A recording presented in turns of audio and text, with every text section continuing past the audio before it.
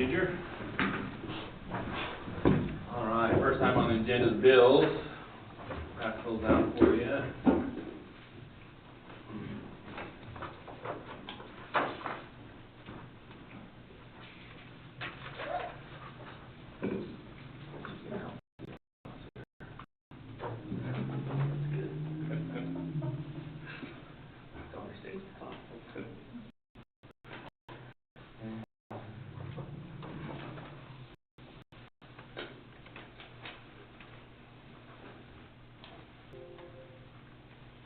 Are you, a battery for a Jeep is $500?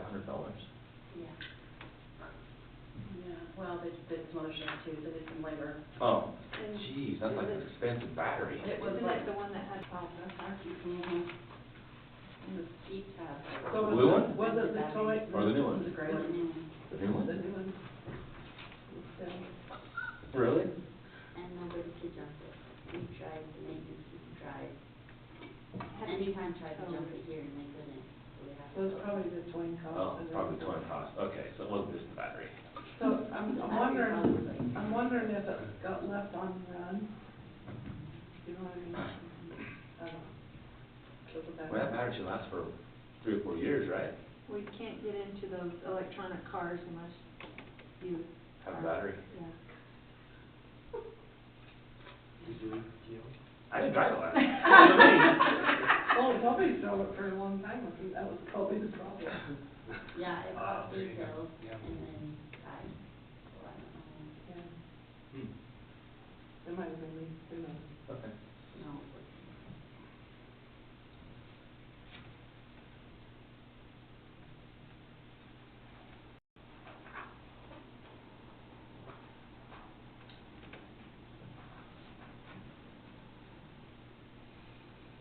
And the Manderfield Highway is all taken care of now. The final. That's what the email said. I was gonna say, that's what you say.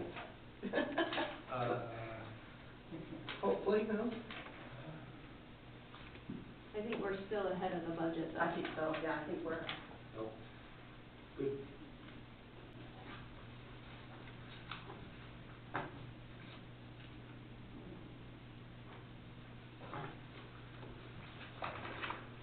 Do you know on the beautification grant, is that about, is that done for this year? She just emailed 2 invoices this morning and said she thinks she's wrapping it up. So Close then. that's a downstairs question, but I think that's what the email said, if Ginger has her email up. Let's see.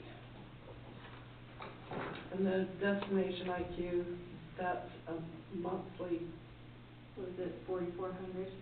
Yes, that's the contract she That's just the signed contract. on. okay. Just very good, last 2 weeks ago or so. And we see a lot of things. Gotta get reminded. I don't know what to comment. Just my comment for the That's day. actually a decreased amount, so, or did it go up, right? It's the same.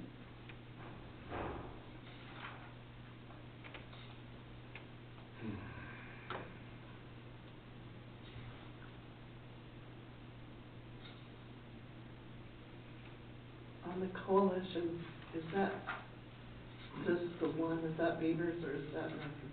That is Milford, we don't pay the coalition for, like, Behavioral Health pays for that one. Right. It's the Milford one, Okay. that we pay for it, And is that monthly? quarterly, Quarterly. yeah. Okay, I was gonna say that was really steep for. Yeah, they charge us quarterly. Okay. What does LOF Actually- stand for?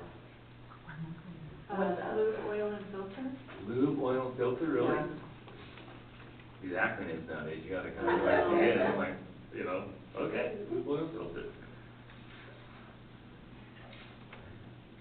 Lonesome. You could ask the farmer, I bet he knew. Did you Yeah, know? but we don't pay somebody to do that. I bet he didn't call them low. New oil filter, I know now, whether I did or didn't. You could sleep with them.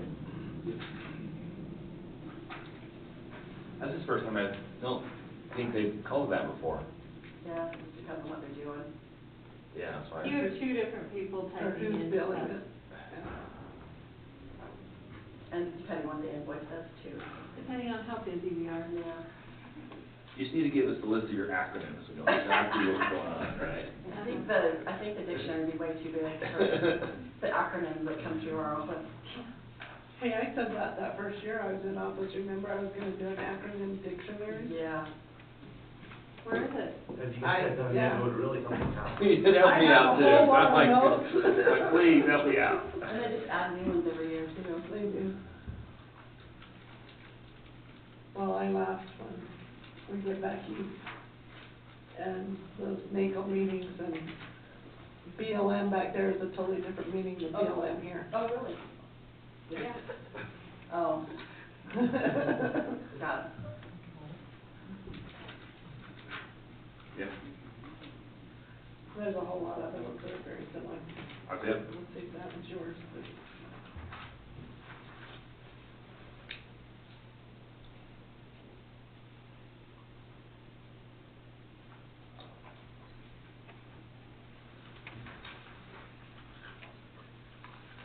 Sorry. It's his fault, and you'll know in a minute. I have another copy if I need one. You, I thought it was my agenda. brutal on that, that's eight. My pen wasn't working. Thanks for throwing me under the. Well, I'm just saying, his fault. We have whiteout somewhere. That's you. Been there, done that, that's okay. All right, any other questions about the bills? If not, I'll entertain a motion. I'll make a motion, we approve the bills. Second it? All in favor? Aye. Aye. Made unanimous, thank you, Ginger, appreciate it. All right, next on the agenda is the election canvas, come on up. I am gonna try and buy Heidi some time, I've got she has more to talk about than me today. So. Election, I'm glad that's over with, right? Went fabulous, Commissioner Pearson and Recorder Peterson, I've never called her that. They did the audit and. She got confused for a second. Yeah, I'm like, what's her name? So, stroke of genius, I realized Cindy was more available this year, so she came up and assisted with the election the whole time, where Trish is over in the Milford admin building, and that was awesome. It was very helpful. It was very helpful, and That's good. she has a passion for elections, always has, and it was a nice way to end on her note. The audit went great. We had to do it different this year. They changed it probably every 2 or 3 years, how we do an audit. So we did a hand tally. Tammy and Cindy did a whole batch hand tally, and then they didn't have the results from the computer. I had those, so afterwards we compared. Everything went well. Maybe a different mouse next year so that we can click the buttons better, but we did 57 ballots and everything was exactly as expected. The only thing of note, just so that you're aware, is, and I have a document and written up and also here that shows our grand total at the top of that page, Presley, shows 3253. In reality, we had 3252 vote histories recorded in Vista, and the reason being is I could have handled this issue a multitude of ways, but basically, one of the ballots scanned in as invalid. I marked to reject that ballot, so it wasn't counted, but it was in the total of scanned ballots. We hand removed it and put it in our replication log. We have a statement that all 3 of us signed. So it's showing the total, but it doesn't match the vote histories because of that reason. You can also manipulate it in different ways to, you know, show that. And that was just kind of a first time that had happened, and it wasn't in the total tabulation. We had none in attendance for the audit. We have uploaded all of our final results, and they will post those today after this report is signed and sent back to them.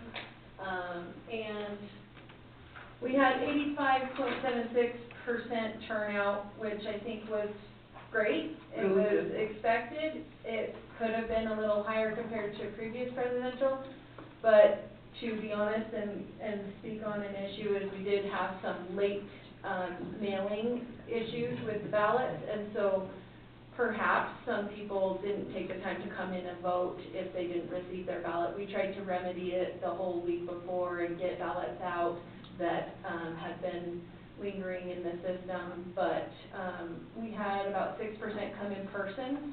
And On that day? no, in between early voting and that day, so that's a total of 5 days. Typically, on every other election I've run, it's about 1%. Presidentials are usually a little higher, so it was all expected.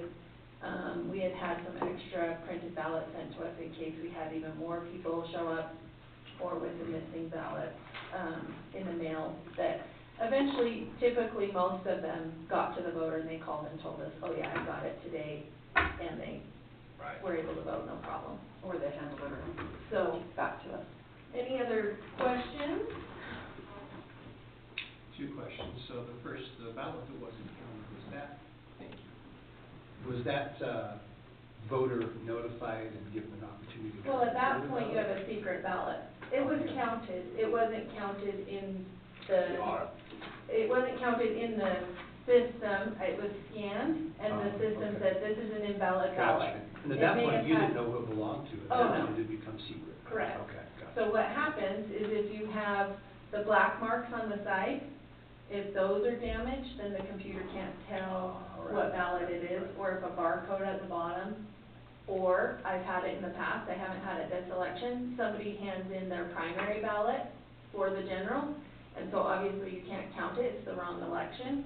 So there's reasons that ballots are invalid in the system, so what you do is you pull them out and you hand replicate it, and I had 14 replications of the 3,200 ballots, and you have a log, and you keep those together to prove this is how the voter voted, and this is how we told the system to count it. Gotcha. And the final question is the in-person voting. Does that count people who just put it in the Dropbox here, or is that people that actually cast their ballot? So we have what's called a provisional ballot. That would be somebody who came in who either changed last name, they got married, they changed precincts, they moved from Beaver to Milford, or they moved from Iron County to here, or we had quite a few first-time voters, and those weren't just teenagers, they were first-time voters. We had a Wow. 90-something-year-old who was her first time voting. Really? Yeah, so, Wow. provisional ballots, we had 96. You can handle those in a multitude of ways, but, we counted every provisional, meaning after the election, you go in and you ensure that that person didn't vote in another county, wasn't previously registered, something of that nature, hadn't had a by-mail ballot returned already. And then you add them to the system and count them. So 96 of those were provisional. And then we had 123 that had come in, and whether they didn't get their ballot or they chose not to have that be their ballot and they wanted one that was exactly the same handed to them in the office, they come in and sign a digital poll book and vote the ballot in person. You did a lot of work. We did a lot of work. Yeah. It was a great election. It was. You know, it was my 24th for the county. Wow. Yeah, it was a lot. Yeah. I So just you had some want to say. experience there, sorry. A Well, little bit. I just want to say, I was there for some of the process, not the hardest part. I know these guys take a lot of questions and a lot of heat, and I want to commend them, Tracy specifically, but the clerk's office in general, for handling all of the heavy lifting on the election. I know it's not always fun. Not always. Yeah. But you guys did a good job, and I appreciate you, and appreciate Cindy for coming. I'm not gonna try and say her official name. Her recorder, Peterson. Yeah. And then we also Recorder. had Trish come over, and so we were able to stagger throughout the day, let Ginger take some time off to come before commission meeting, and it really just worked out great, and Trent's always been great to lend her to us. I don't know if that'll happen as much in the future, but that was something he agreed to early on. I do have one question, You just bet. clarifying. You said you had 6% were in person? Yeah, and that includes the poll book and the provisional. Okay. Not people who walked in and dropped in our Dropbox. Okay, so how many were in the Dropbox? I could pull up that report, but we're about 85% Dropbox overall. Right. It could be 82, I can get you that number, but we're usually 90-10, but where so many people came in person, I think it dropped it to like 82, the rest in person, 6%, and the rest by mail. So I just have to brag on Beaver County, and I tell this to everybody, because the drop boxes, I think, are genius, and that they are available 24/7. And you look at the percentage of people that, you know, I can't believe people don't vote every election, blows my mind. But the fact that we have over 85% of people that have voted, right? Oh, yeah. And then over 80%, 82 whatever percent Yep. are using the Dropbox and not the mail. Yep. And it's very, like, they have cameras on them, they're secure, they're picked up every single day. Like people, and the county, but you have to remember, our county went all by mail in 2014. Yep. So Yep. we've had practice. 10 years of So not practice. just We the know how to do voters it. have had We know how to practice, do it. I've had practice, the laws have changed nonstop since that, and some of that stuff's mandated by law, but the Beaver County voters have really accepted this process, and they've been, Yeah, you know. I think it's great. Even for municipal, because we do municipals for the cities too, and Some of those used to be in the teens of Yeah. percentage of turnout, Right. and they're not anymore. yeah. Well, I mean, we talk about 88, you know, different things like that. There's a lot of people that can't just get out and vote that Oh, day. yeah. Well, we did a house call on one of those this year, and went to their home, and they were able to vote. That's Good, fantastic. good. So, Yeah, Nice. there's a lot of options for voters, and had our ballots come out the first week, I think I wouldn't have even had anything to talk about. Yeah. It would have gone perfect as always, but the problem is, an election is never perfect. A printer is never perfect, a vendor is never perfect.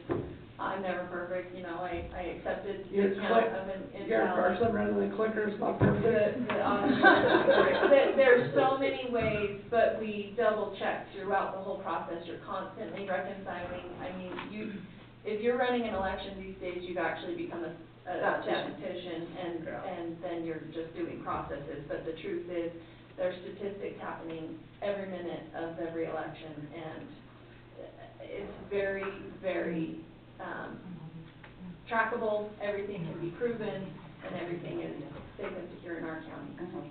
Well, I echo Commissioner Pearson too, thank you, and really, you've made it where there's really no excuse for anybody not to vote. Absolutely, we give them So everybody has the every chance to vote, opportunity so that they can have. Thank you as well. Yeah, you're welcome, There. I'm waiting. You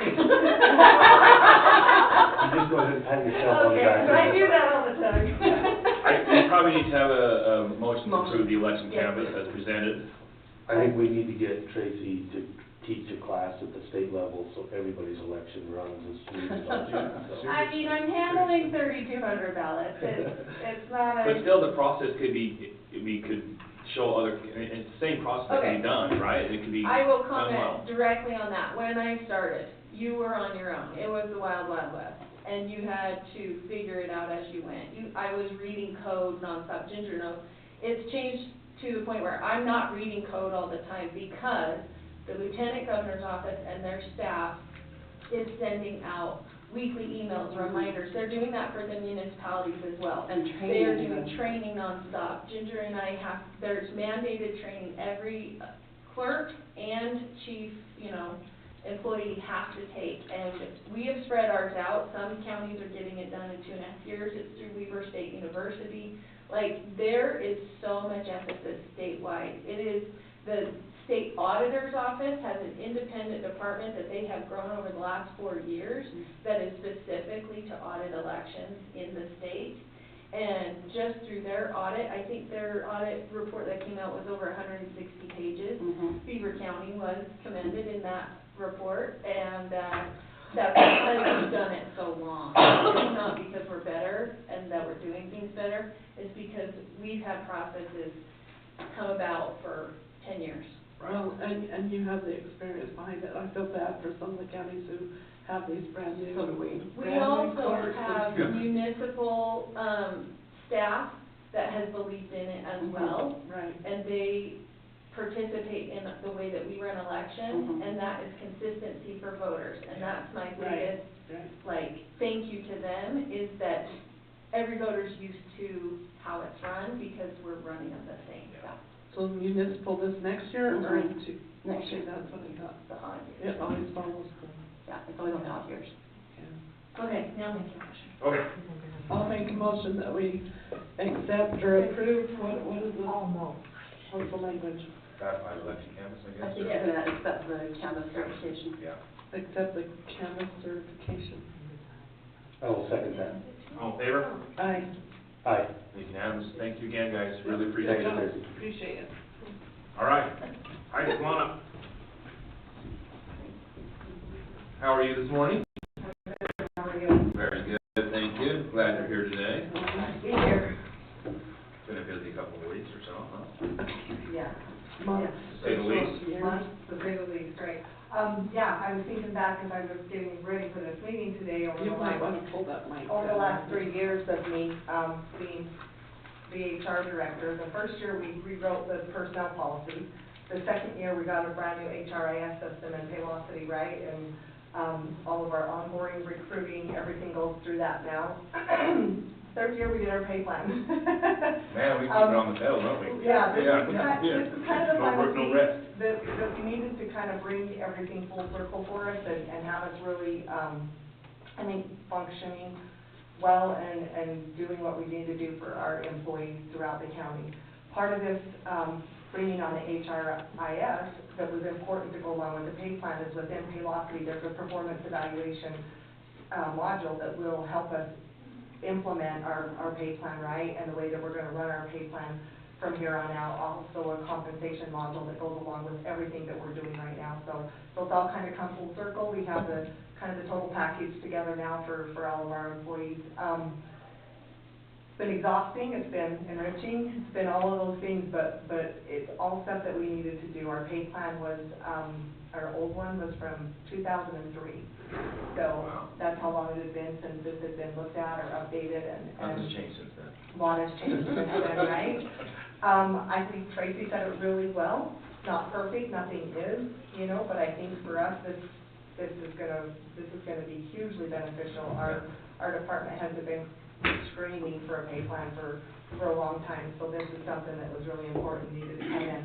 I think that it's important to note, that this year is very different from how we would normally do a budget with our department heads, right? They would come in, they would talk about their wages, you would talk about all of the things, right? Well, this year, the department heads basically are accepting the pay plan, the data that we receive in the pay plan, and that's how they're adopting in their wages. They didn't come to us and ask for these wages were given to us through the data that we received in the work that we did for the pay plan, so. Are you gonna go into detail what that means? I am, I'm gonna go through Okay. this, and then if you have things you wanna add, you can. I think it's also, important to note that, you know, discrimination is a dirty word, and we don't use it in very many instances, but when you're talking about pay plans, you can legitimately differentiate between different roles within the county, and it's a legal thing that we're required to do. If we're going to pay people different amounts of money, we're going to pay them based upon some very, you know, for some reasons that we've Yeah. established, well-established reasons, not just because. Right. We've established the differences and why we're paying that. So you want to go ahead and go to the next slide for me, Presley. And so the biggest thing we were trying to do here for our employees and for us was to get a fair, transparent pay structure that we chose to go back with the company that did our first original pay plan in 2003, which is TechNet, and everything has changed to a worth of work model through them. I think the biggest thing that matters for us is our employees really are our greatest asset. We have amazing employees, right, and we want to take care of them. The compensation must reflect the role values, and so when we're compensating people, we should be compensating them on their value, and that's established by the work that we did. I'll talk about that a little bit more. And then this really helps with aligning with the community values and also with the budgeting process. This is going to be huge for our budgeting process and help us in the future. So we're going to go to the next one. So the worth of work really is a philosophy where they evaluate the roles in different areas, and so on their complexity and their impact, their market competitiveness, and their internal equity. Some of the key features of that are we look at skills and education based, and so this isn't heavily one way or the other, right? You know, the state of Utah is really pushing that we look at people for their skills and it's not all based on education. What we've done here, our values are based now upon skills and education, so it's an either or and an and/or type situation. Job evaluations, this is data-driven adjustments, and it really, really increases employee satisfaction and retention. We've heard a lot from our employees over the last little bit that they really wanted a pay plan. This is something that they wanted to be able to see. There was no way of knowing where they could go. There was no way of knowing where you top out. All of those things were a mystery to them because we had tweaked what we had for 20 years to the point of it was basically impossible to use it anymore. It wasn't working for us. Nobody was in it. So I think the most important thing that you can take from this slide is the fact that this is data-driven, right? That we have received this information through data, through this company that we've used. You know, the cost of replacing employees is high. If you're replacing an entry-level employee, it's gonna cost you 30 to 50% of their salary to replace them. Mid-level employees, 100 to 150% of their salary, and on your high-level specialized employees, it's up to 200%. That's your time and training and all the things that you do. So turnover is costly for the county. It's important for us to try to retain the employees that we have, the good employees that we have. Some of our challenges that we've had, pay disparities among roles. So when I started in 3 years ago, I really, when we started opening up new positions, I started doing the market analysis on those jobs, right? Started reaching out to other counties around us, people that have that information for us, and we were doing the market analysis and we were seeing what they were paying. So those people have really benefited, our new hires have really benefited from that market analysis. We've also done market analysis in our sheriff's office for our corrections officers and our sheriff's department employees.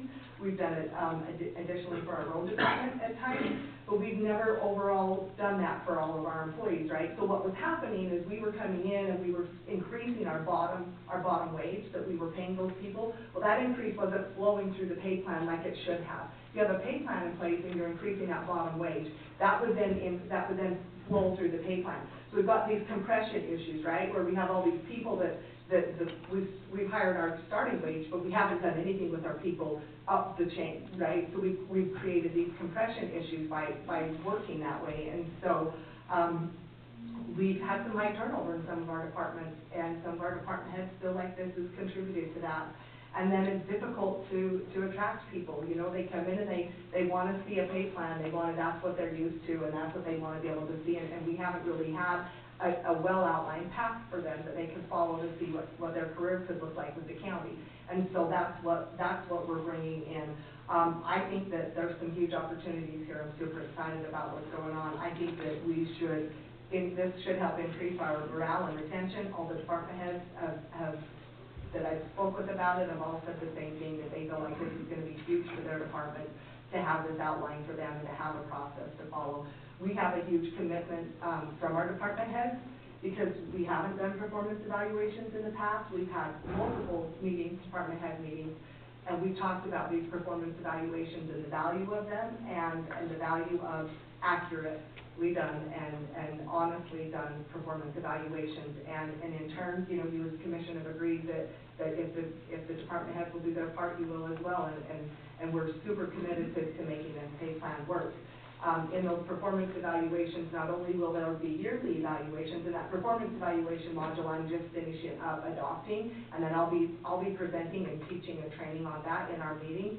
We won't just have annual performance evaluations. There will be places within there for the department heads to go in and put goals and things that they want their employees to achieve, and for places for employees to go in or department heads to go in and talk about things that they have achieved and tasks that they've accomplished and big jobs that have been done throughout the year. So when it comes time for them to sit before you, because next year I won't be sitting here presenting a pay plan, right, for them. Next year they're going to be sitting before you, and they're going to be coming to you, and they're going to be asking for whatever that looks like for their employees, right, within the pay plan. And they're going to have that information to bring to you, where they've documented what their employees have done, they've documented their accomplishment, the goals they've reached, or the things that maybe they haven't done, or the things that haven't been accomplished, and the things that need to be corrected, and then those increases are given accordingly. And that's where we're able to do that little bit of discrimination, right, is because we have the information that we need to back it up. It's no longer, I really like them, they're doing, you know, they're working really hard. It's now, this is what they've accomplished throughout the year. These are the things that they have done.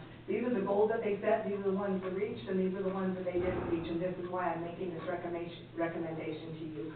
So, this should help us a lot, and again, the budgeting side of this is gonna be huge for the budget, because, I mean, you know, we can go in and we can budget, if Ginger wants to, she can budget everybody at the midpoint of it, and then we fall within there, and our raises come accordingly, and it just gives us so much structure to follow going forward, that I think it's really gonna help us with our budget as well. You wanna change that again? So I wanna talk a little bit, I know you guys know this, and Ray, if I go over time, just like, give me a dirty look or tell me to stop. I know that you guys know this, but I think it's important that others know this as well.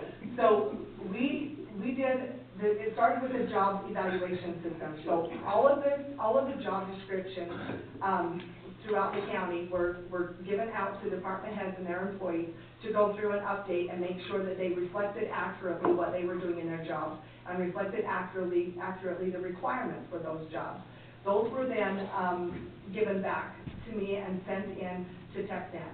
TechNet then took those jobs and helped me define the value of those roles based on their system. TechNet brings in the comparative salary data for us, they bring in all the benchmarks, they set up the pay bands, and then we have defined now, when we're done, we have defined ranges for each role, linked to performance incentives, right? Worth of work, pay for the worth of work is what we're based on. And so we have clear metrics now that line out and detail for everybody how you go through this pay plan and what it takes to get an increase. The pay plan isn't fully, we have a policy that needs to be written to go along with the pay plan, that part has not been done. We are taking the wages and everything from the pay plan. In January, the pay plan with a accompanying policy will be adopted, and we'll use that going forward. All of the wages and stuff came from that pay plan. Just in doing all of that, I haven't had time to write a policy and define what we're doing to go along with the pay plan, and I'll be working closely with Ron's office for that. In our comparables, for our comparative salary data, we had up to 20 different counties that were part of our survey. The ones that were not, that were close to us or relative in size, I personally called and received the data from them so that I had it to add to the information that we received to make sure that we were staying in alignment with those that were close to us in size and constituents and all of those things. And so a few of our close counties were not involved in the survey, and so that was something that I did the work to reach out to them and get that information on. Do you want to turn to the next? So the initial short-term investment was the cost, right? We have the cost of bringing this together, of hiring this company. There were some outside companies that were used by a couple of other counties. They paid well over $50,000 to have this done for them. We made a determination early on that we wanted to manage and control this in a way that was cost effective, that we wanted to put that money into our employees, not into somebody else doing this work, right? And that was made by the commission, right? You made that determination that you didn't want to spend all the money giving it to somebody else. We wanted to keep as much of it as we could for our employees. So that work was completed by myself. We took all of those job descriptions, I updated them, I did all of that work, and then all of that was sent up to TechNet, who then did the job valuations and started on that part of it. He valued every department head that we have. So I did not give any value to any of the department heads. That was done by TechNet. He's the 20, 30-year expert. I felt like that should be done by him. He did that, I brought that back, discussed that with the commission, what we were getting back for department heads, you know, we had those conversations. And then after that process, the department heads that had employees then went through and looked at their values, and you all went back and went through with them, talked with them. I think you've all met with all of your departments. They all know what the pay plan is recommending.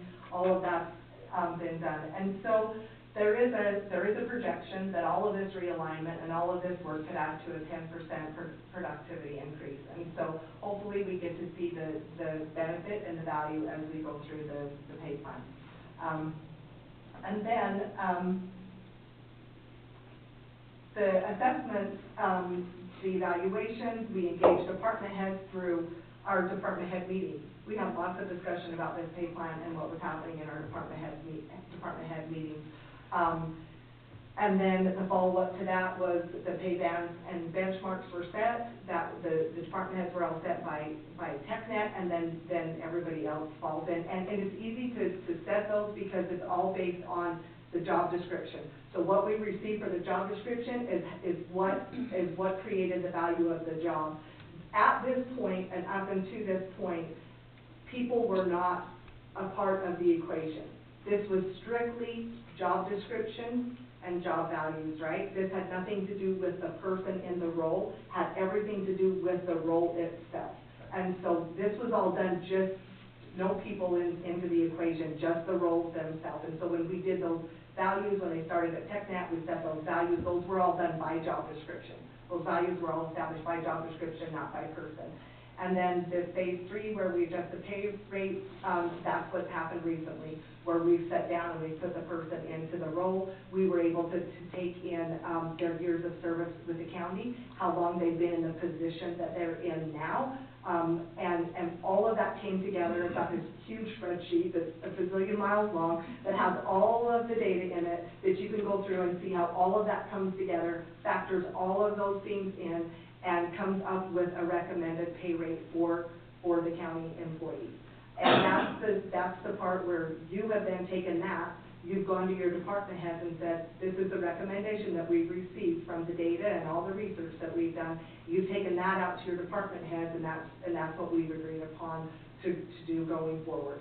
So that's kind of how this process has been, and I know you all know that, but I think it's important for others to know how that went and how that happened. And so this year, you won't have department heads coming in and asking for wages. You actually have made a recommendation of what the wage should be for those people based upon the information that was received through all this work that we've done.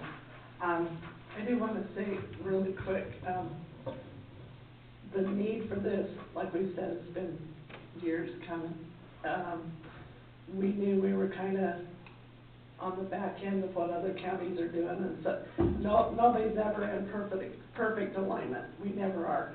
Just like the jobs are never the same from county to county, but this is exciting. I think this is going to be really good for possibly career employees that are going to stay with us forever and, you know, want to build a home here and invest in Beaver County in general. So, yeah, thank you.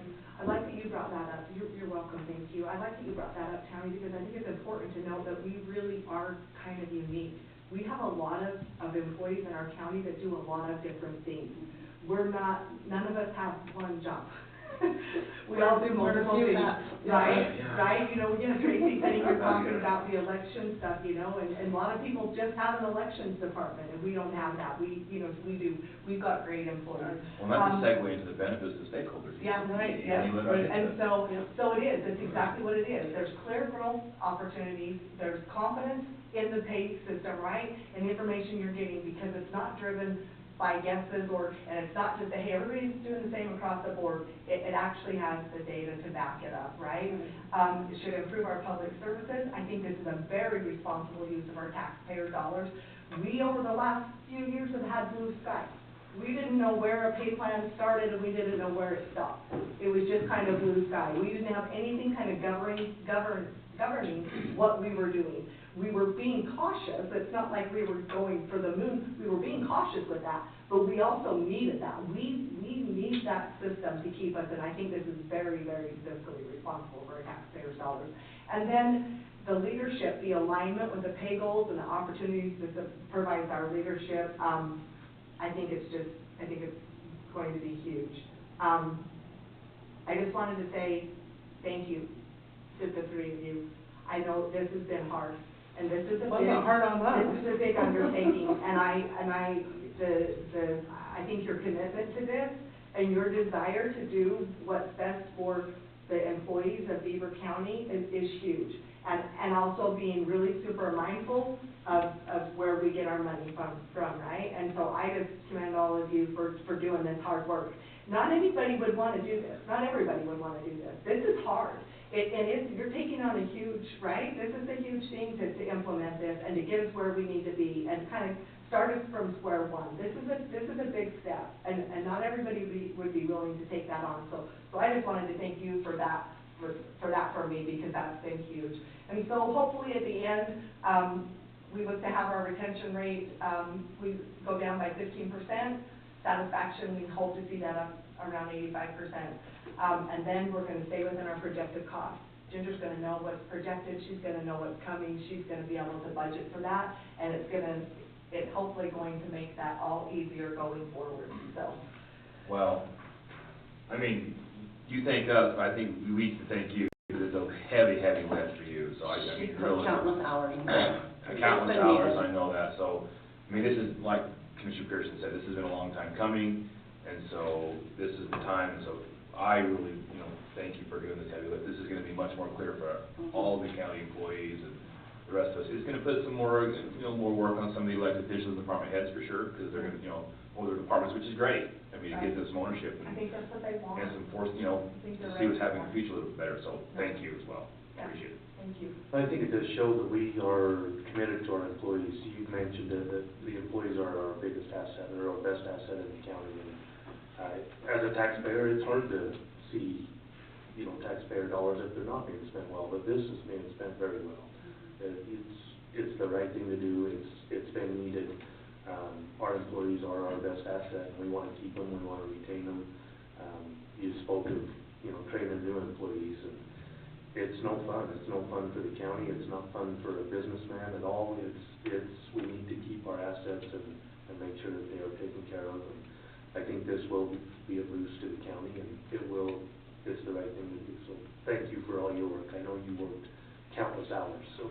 I know, this may not be perfect at first either. This may take a little time to get used to Absolutely. and kind of figure it Have that out with conversation. everybody, Yeah, which is all of us, right? The hardest part with this whole thing was finding a place for everybody in the pay plan, right? Start, right? So we had to find a starting Yeah. spot. And so you're getting, lots has happened over the last 3 or 4 years, let alone 20 years, right? Right. And so you're bringing these people in, and you're not gonna see an employee that's 20 years, at the very end of their pay plan, because we've had these huge increases, and we all know what's happened with inflation and the cost of everything, and so it's a little bit challenging. It was finding a place for everybody, but a little less challenging for most of our employees, because they all are in the worth of work, which has a minimum, a midpoint, and a maximum.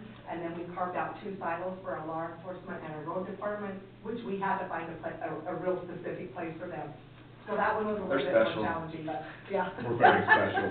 Yeah, but we did it. Sheriff and I finished, I don't know, what time did you call you last night?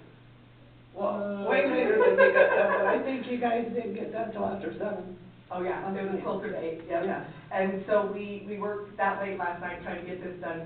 We got some last minute information that kind of changed things a little bit, and we had to make some adjustments, but, I know it's not perfect, it never is, but I think that this is a really good starting place for us, and I think it's a good place for us to start from and to move forward from here, and hopefully we can just build on what you started, what we've created, right? Excellent. Okay, Appreciate so, it. Thank you. yep, new hires. New hires. Is that everything? I answered, you're good? Yeah. Questions? Okay. Great presentation, thank Okay, you. so our new hires, we have Porter Utley, who we just hired in our maintenance department. He's working with, Tyler Fells in the maintenance department. Tyler decided after he got done, well, we kind of started deciding that we would open, the building cleaning up to, a contract. And when he did that, he had Porter over here working with him one day, he put him on the lawnmower, and we were gonna do a contract for lawns and a contract for building cleaning. Porter took off, went to town, did a great job. Tyler had that aha moment, he's like, we'll just have him do the lawn, and we'll contract out the cleaning. So Porter Utley will be taking care of, a lot of the outside services here. He's gonna be working at the reservoir a lot, so, I think Tyler's thrilled about that hire.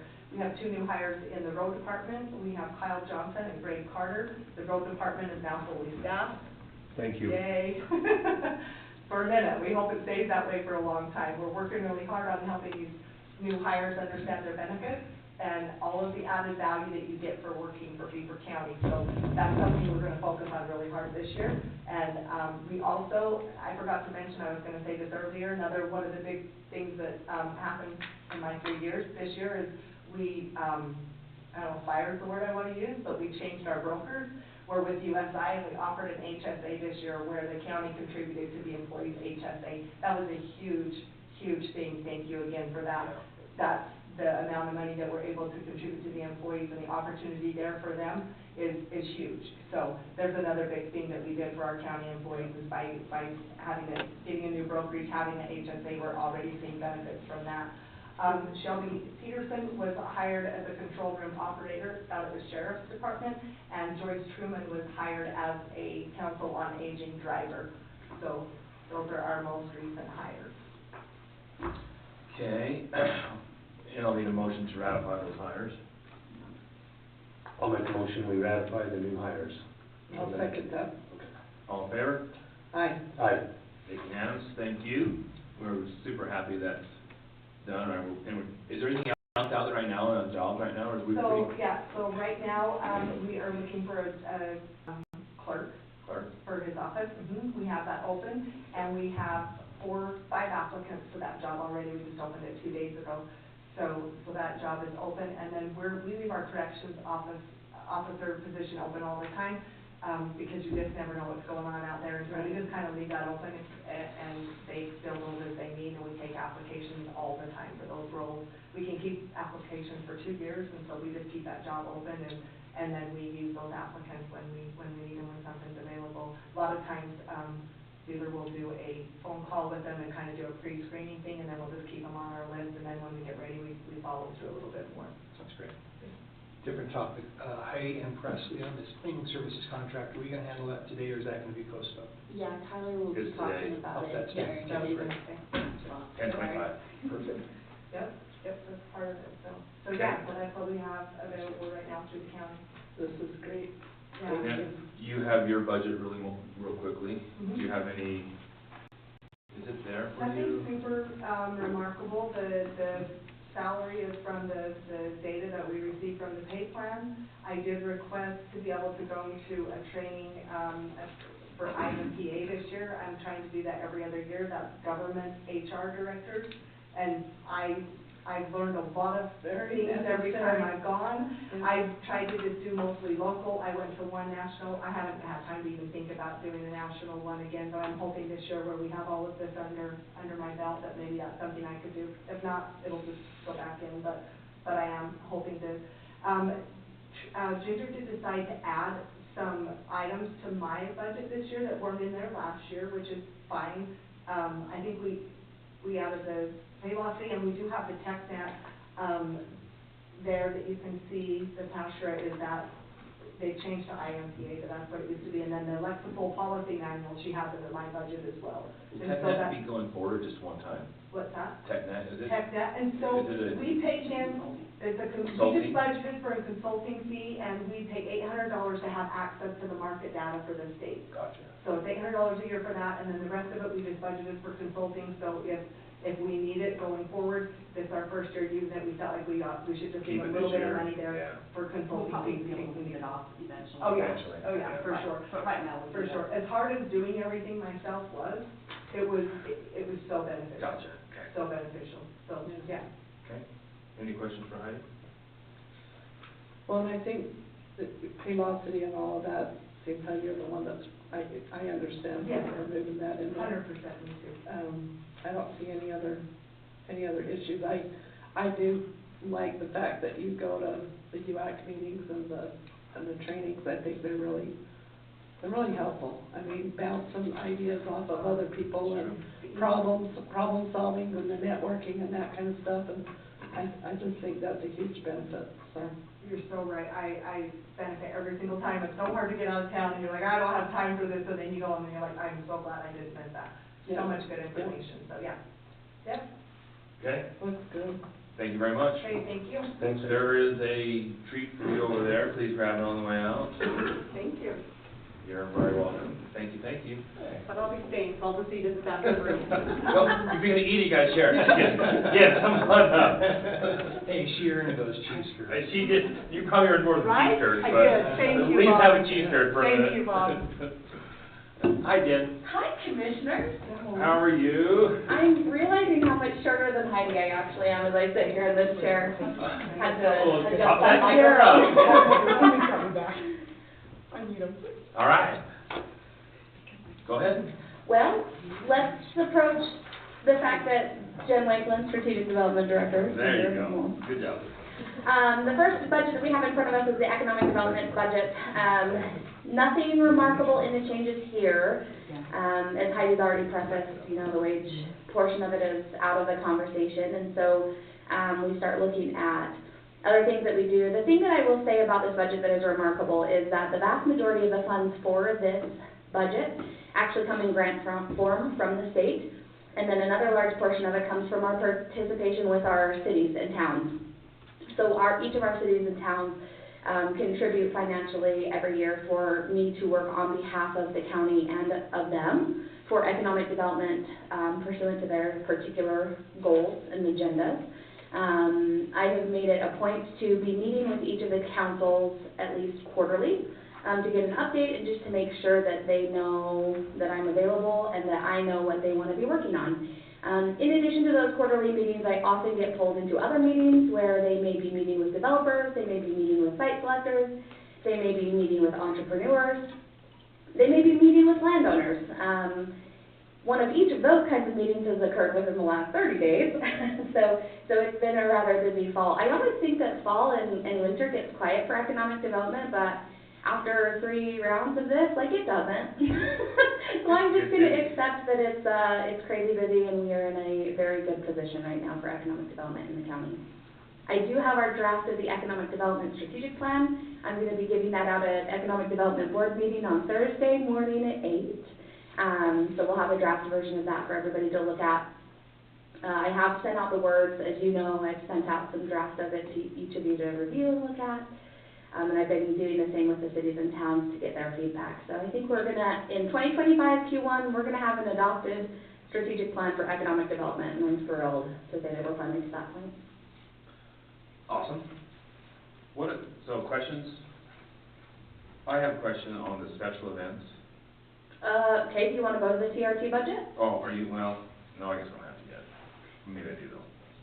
You had a question mark on the snowcat grant. Yeah. Can you expand on that a little bit? Well, I was surprised to see it fall under the, I think it popped up on my economic development line items. I thought for some reason we were tracking it through CRT. But the final purchase of that, or the final reimbursement of that, and the reporting metrics will actually happen in next year. So we're gonna groom this year, we're gonna keep track of expenses this year for our portion of it that needs to be spent, which is supposed to be coming out of Craig Wright's budget for fuel. Search and rescue. So 26 is when you'll expect the... Yes, because we had two full winters and a half winter where we got it just towards the tail end to operate and do the grooming, all the dollars and cents on. So you're saying move it over to search and rescue? It's a great question, and I don't know what to do. The search and rescue is purchasing the fuel, because they have a tank in our yard separate from our tank, and that's where, yeah, and they've been using it. So that's where it started last year. The expenditures of the maintenance of it come out of search and rescue, but I believe, Ginger, you and I have been funneling the original purchase and the reimbursement of it through the TRT side. Did you put it through XDev? Yeah. Okay. But we can put it wherever it needs to go, I just need to know. And the big chamber, is this our second year on this commitment? Big Chamber has this year and one more year to go. Oh, one more year to go. So, and truthfully, the Big Chamber is actually performing fairly well in the Beaver section. Garfield, bless their hearts, they just struggle, they can't get the membership. We at least have membership. We have ongoing meetings, we do business tours. We actually put together an entire calendar for next year for 2025. And so we are even doing business tours across the county. So although Milford has declined to participate formally, we still have a lot of industry over there, and so I think it's important to keep them in mind.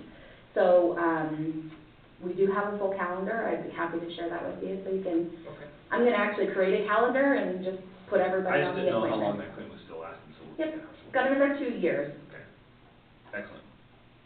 Any other questions on that dev budget? Fantastic. Those are separate, I guess, right? They are, yeah, I think it looks about the same, right? Nothing about the changes. same, yeah. Okay? So for the TRT budget, That's the next one. now, here's the interesting thing about TRT is that this budget is not a single taxpayer dollar flows through this budget. Every dollar that populates this account, will you Next thing. please slide to the next one for me? Thank you. Every dollar that slides into this budget on that 223150 and 223155 is all from people who come and stay in hotels or campsites in Beaver. They pay an extra little tax on top of their reservation, and that tax gets dispersed a couple of different ways, and one of the largest ways is to Beaver County. And so those are the dollars that make up this budget here in front of you today. Important to note, because I think a lot of times our shareholders, the residents, are like, that's my taxpayer dollars paying for advertising for tourism, and I'm like, no, that's not how that works. And happy to show where in statute it says how we have to spend it, because there are very clear ways in which we can spend it. There are additional constraints when you start chasing things like the UOT co-op grant.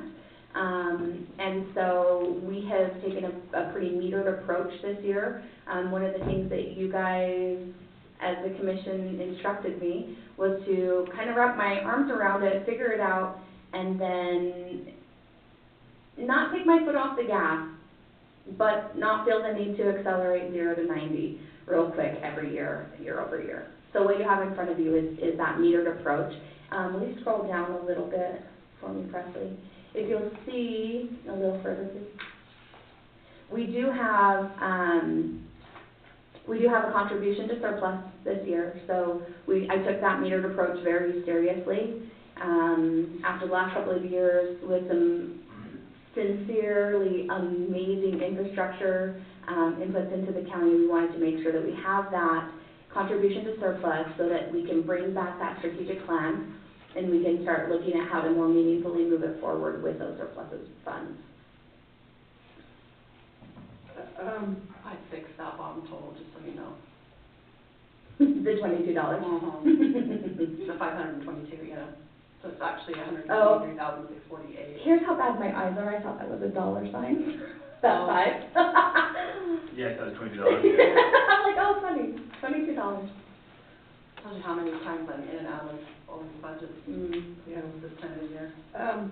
Just a quick question. Yes, Commissioner. You got 350,000 requested on transient room tax, but this year we're only at 190 year to date. So no. All right. That's just not been updated. Don't dwell on the year-to-date, because that was probably about September when we pulled that. Okay. And And think they've had Yeah, I can behind. look real quick. What year is it? And I mean, it it's is, quite a bit more. I mean, it's 100,000 more than last year's, or this year's, I should say. and when I put in the numbers to follow 2021, but I think there was some shifting needed, and so I don't know how the 2025 column got populated to be higher, because that was the first thing that I noticed this morning too. I was like, well, that's quite a bit more than what I think I put in my original, because I always want to follow 2021, just because 2021 was a big year for us, but it's not been the biggest year for us, so while I want some growth, I just would rather be a little, 300. yeah, I'd rather be a little more conservative.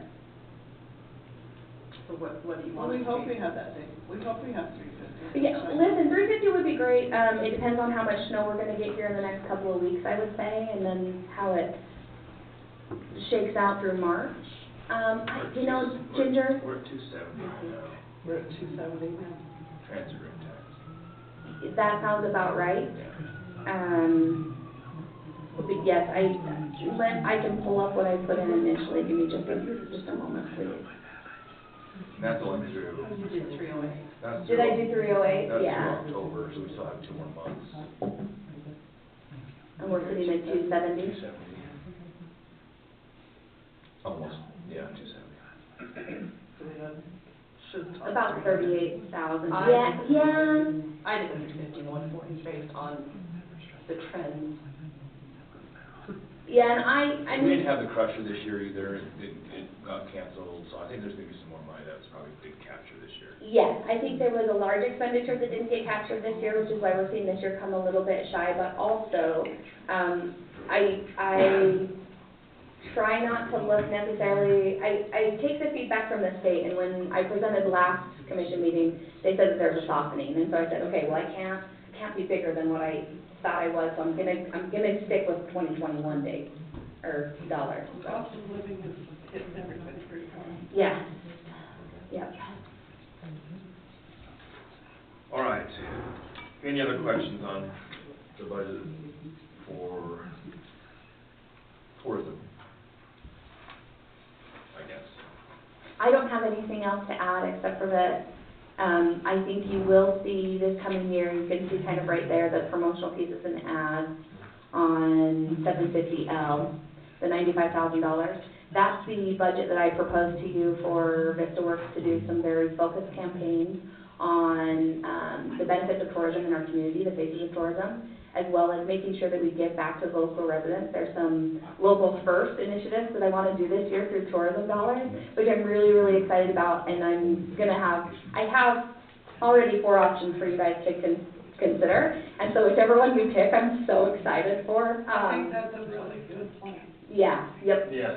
You're gonna see a heavy shift, in the marketing to be more, locally grown, I think, rather than wide-reaching. We like the wide-reaching because we like that expansion, but we want to reinforce the culture of this place, and this is the first year when I've been actually able to do something about that other than just through social media channels, so I'm very excited. Have you, this might be a little late in the game, but have you partnered with the Find Yourself Farmers Market deal? Thank you for asking so much. Yes, we have pumped their stuff through social media.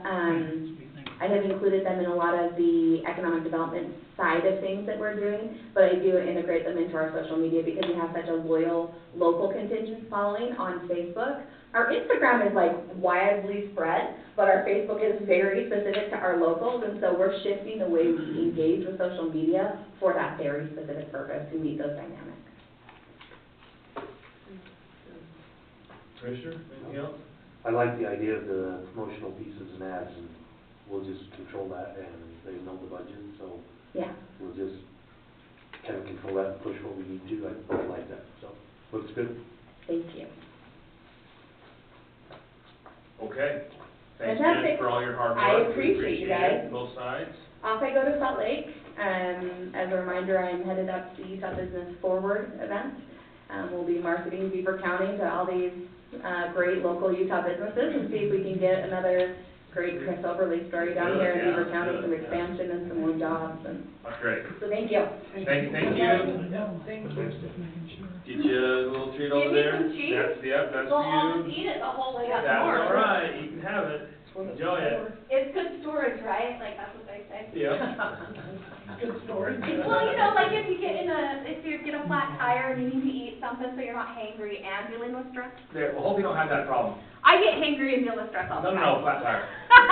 Oh, okay. Flat.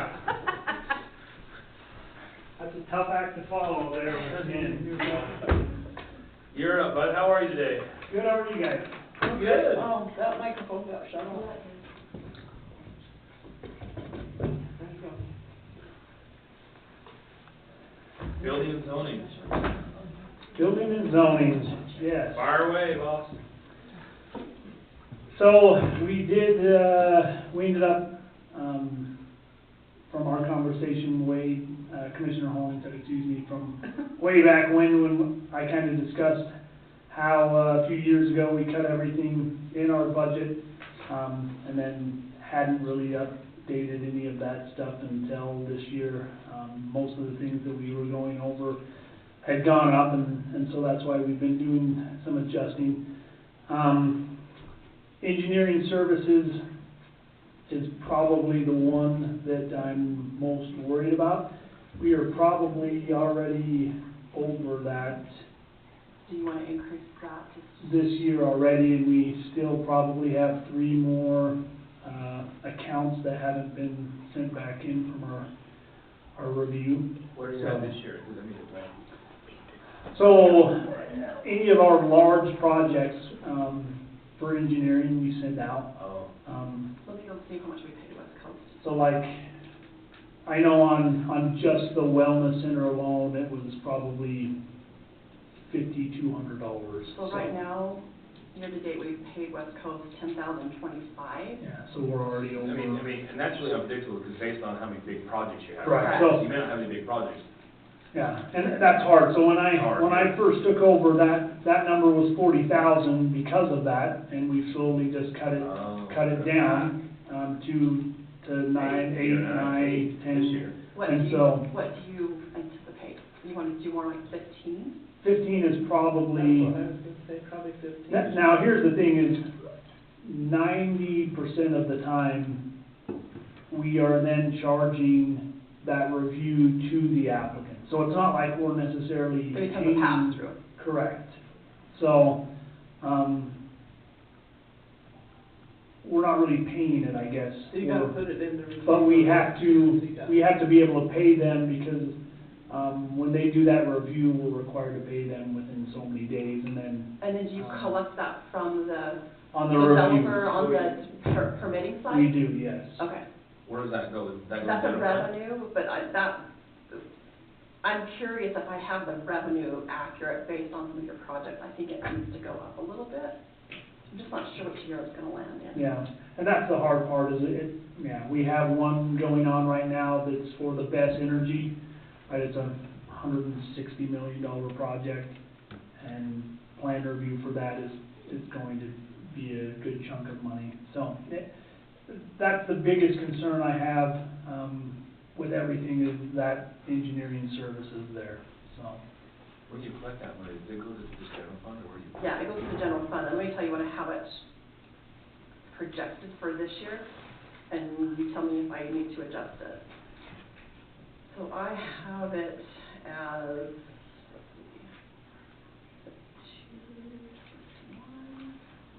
I have you at 200,000, and I feel like that is, under assessing the revenue for there. Yeah, it probably is, And the only reason why It's tough because, again, at the first of the year, it was very slow, and then summer hit, and again, we have more commercial and industrial going on now. Seems like last year we collected 219, and so Yeah. I had budgeted 300, it came in under, so I went down. It's this kind of flat. Yeah, Yeah. unpredictable. So, we do collect those engineering services, on most all of them. Some of them, we aren't able to collect, and so we do end up paying out of pocket but for the most part on that services, we are doing that collection when they actually pay the permit. But the permit, it could be, 3 weeks later by the time everything with the city or, by us is finalized to actually pay that permit. So we can't wait for a company that is doing a service for us a month and a half later to pay them. So that's what that is. So, Okay. most of the time we're not using it, but we're already in the whole, $2,300 this year, and it's probably gonna go up another $3,000 or $4,000 by January 1, so. But we recoup most of that money back. Correct, that's what I'm saying, right? So So technically, it's not really like we're spending 15,000 Yeah. or 12,000 or 10, But you're making it back. but we have to have that in the budget to Yeah. pay, Correct. then we get recouped, so. Yeah. So do you need to put 15 in there I this year? just changed the 15. I would say. okay. I'm just wondering, is that gonna be enough? You got a lot of big Bump stuff. it to 20 is what I'm like, just for, Yeah, well, like I said, when it was 40,000, and we just kinda kept cutting it lower and lower. the and- need changed, the need shifted. Yes, and so, anyways, it's tough to. Well, you have some big projects going on, you want, north end of town, out in Yeah, south end of just put town. it at Yeah, 20 and- we have industrial, right, so Industrial tonight, park out there, some things out there. planning and zoning, we have a Nelson coming, search, right? right? Yeah. Is, Yeah, yeah, do so. to pretty much double what they're doing out there. Forge and their power plants. Forge. I don't know, maybe go 20. So, I just put 20 in there and we'll just kind of monitor. again, it's not, we're recouping it, so it's Yeah. just to be able to pay Budgetary for. item. Still Has to gotta, be it. yeah, we still gotta like account for it somehow. So, other than that, I think most of our numbers are where we are needing them to be. New vehicle this year, maybe? So I. Yes. Yeah. We gotta juggle vehicles. Oh, yeah. You keep saying that every year, huh? Well, That's you why, know that's why I what? bring it We're up. gonna take Look, it out you're of not your- gonna, Yeah, you're you're not right, gonna you lose don't the do bet, it. okay? It's Yeah, gonna yeah, happen. bet. Yeah. We're It's gonna gonna just happen. make the executive decision and choose which truck and just. We might just See, that's, pick one and drop it off and this is what you get to drive. that may be what, we have to do. No, I promise you it will be done, before January first. Vaughn, would you like in a vehicle in your, if See, Kyle Pete, can't make a see, decision there? People, Well, yeah, I would love it. you should be grateful, I don't just blow my budget, right? You know, I've had a vehicle in there for 2 years, and so, anyway. Kinda like council on aging. Yeah. Yeah. There's, this deal's just getting built still. Yeah. She actually has an excuse, I don't, so. Kyle, what, your Ford, I know you have an issue with it. Exactly what are your issues? They think it's a transmission, So so, it just needs to go down the road. Okay, I wasn't sure and I just wanted to clarify. because we were, anyways, we had talks about maybe using it somewhere else, but, But it's not, that's the problem, I don't. yeah, I mean, That's why I changed it. when we had the dealer look at it, he said, oh, yeah, it's this, this, and this, and then, of course, it's, What kind of truck is it again? F-150. Say it again? it's a Ford. Okay, just wanna make sure. Oh, my You have heck. to point that out. That's why. Hey, I'm just saying. Does that fix or repair daily? Yep, Or- yep, Oh, yep. yeah, that's, Yeah, so. so may or may not. I'm not really telling you where to buy, but I'm just Okay. gonna give you a little bit of encouragement there. But otherwise, yeah, it's been a good truck. It's gonna get a Rivian next if you're not careful. Yeah, there you go. We can't afford a Rivian. All right, anything else for Kyle? I don't know what that is. Electric. Hell no. Any That's why it was questions? funny. Super No, expensive. I don't have it. Good, No, I think we're good. okay, thanks, Kyle. Thanks, guys. Appreciate all your hard work. Grab yourself some little present over that side there, enjoy some more cheese. Oh, you have all the different varieties. You get to choose. Presley did good. Good job, Presley. I've never had green onion cheese curds. You haven't? Oh, they're delicious. Thanks for all your hard work though, Kyle. Thank you. Jared, you know, Appreciate your it. department, let them know. Thank you. Ginger. I guess it's me. Yep. So the only area was, travel. We increased our travel based on the vote certification requirement by the governor's office. Trace and I are both having to go and get the certification, and so we've increased the travel budget to account for those couple of trips. They offer it 3 times a year, and we try to grab one of the 3 times so that we can get all of the classes done and get our certification finished up, so that's the only, everything else is the same. Yeah. Postage, we increased the postage just because the price of stamps have increased. You have to get the certification. Yeah, it's requirement by the governor's office, so. And we're both about halfway through, so we're trying to alternate which ones, but anyway, that's the only difference on mine, everything else is the same. That's good. Can you remind me what the Kimball and all is? That's our auditors. Our auditors. So we're here last. Last week? Yep. 2 weeks ago. Okay, 2 weeks ago. I'm pretty good. 2 weeks ago.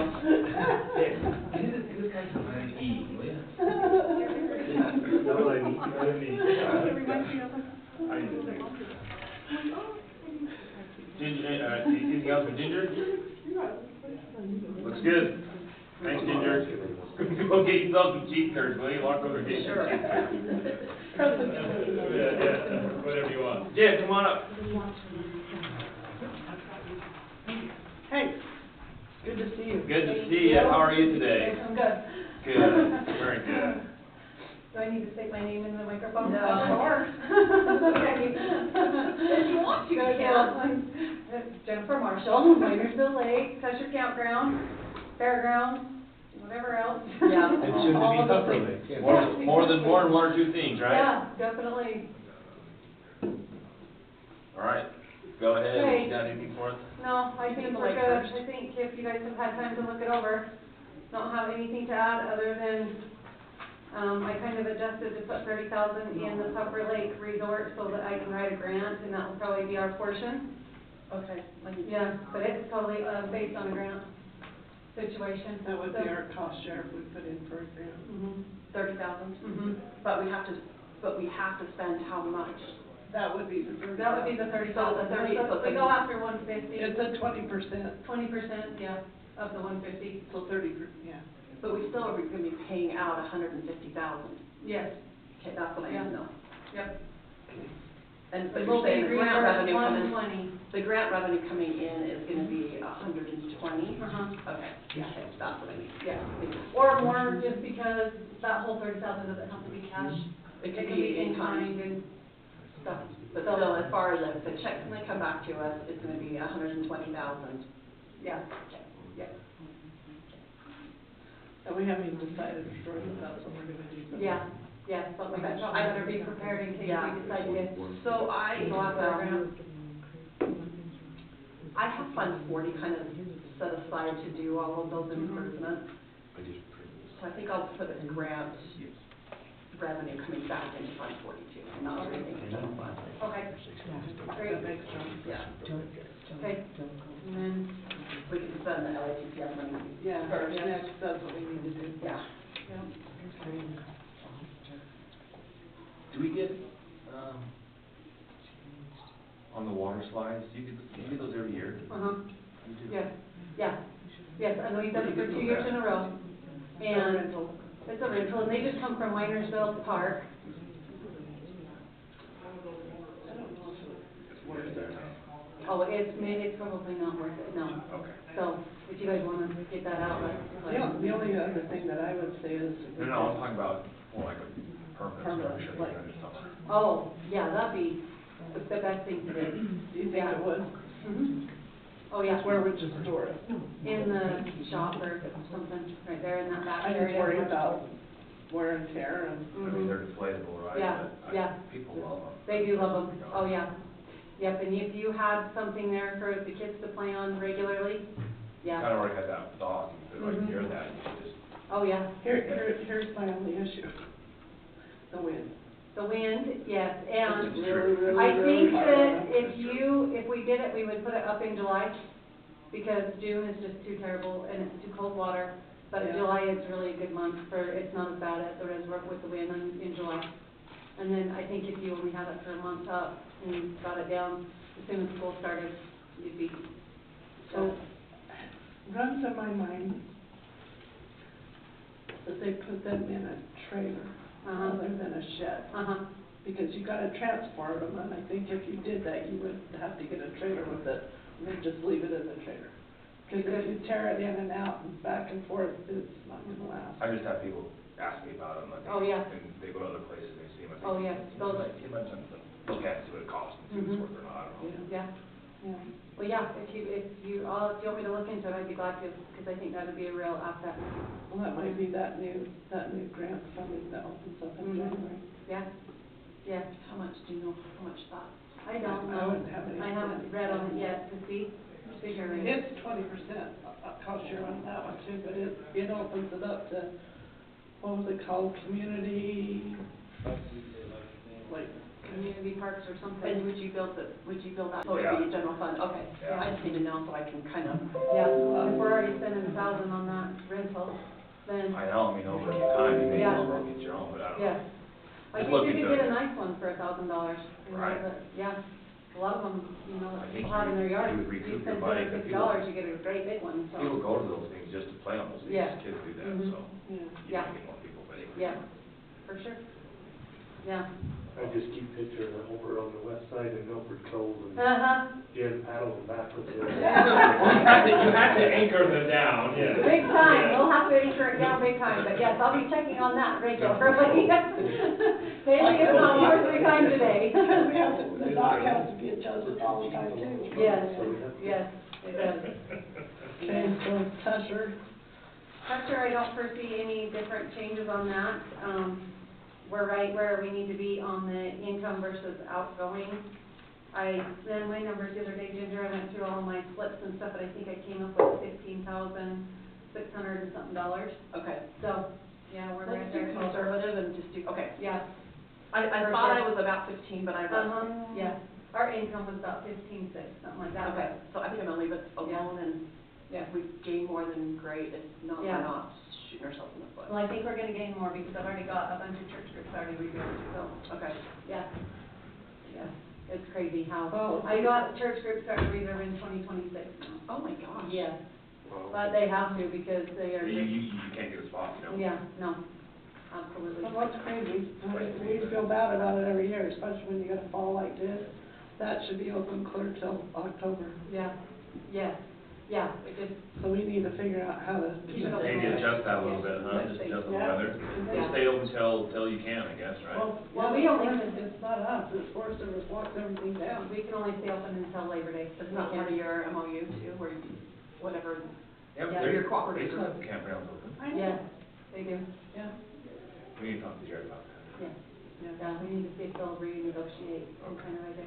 But we'll reserve the weekend after Yeah, Labor don't Day for forget the the scouts. scouts. It's a Yeah. We helped to Yeah. kind of close down the It is, campground. it's been great, yeah, they come up and help clean up all the stuff and put canoes away and then life jackets and, you know, do things so those kids, and the main thing is cleaning out those fire pits. And Yeah. people gather rocks and make their own fire pits in a lot of different places. Yeah. And so that was our main goal, was to have the scouts go up there and disperse those rocks out so people weren't just building a fire wherever they wanted to.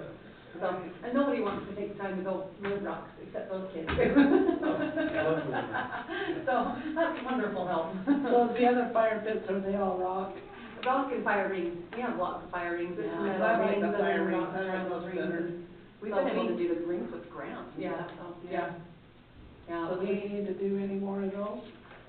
no, I don't think so, I think we're good on fire rings. When they did the last grant, they ordered extra ones, and then we've used them when they've got cratered, so.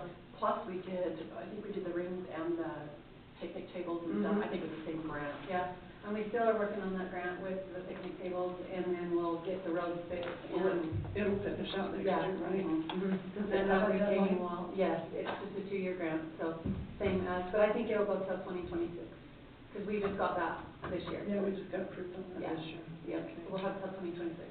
But we'll need to rebuild that retaining wall first thing in the spring, get it done, so Is that water. part of the grant too? Mhm. Do we have it calculated in here? I do not know Okay. if you do or not. How much was that? It was 39,000 total, and so our portion was 20% of that. I think our So- portion was 9. It could be that we just decided to use Fund 40 for Yeah, that, I'm sure. I think so.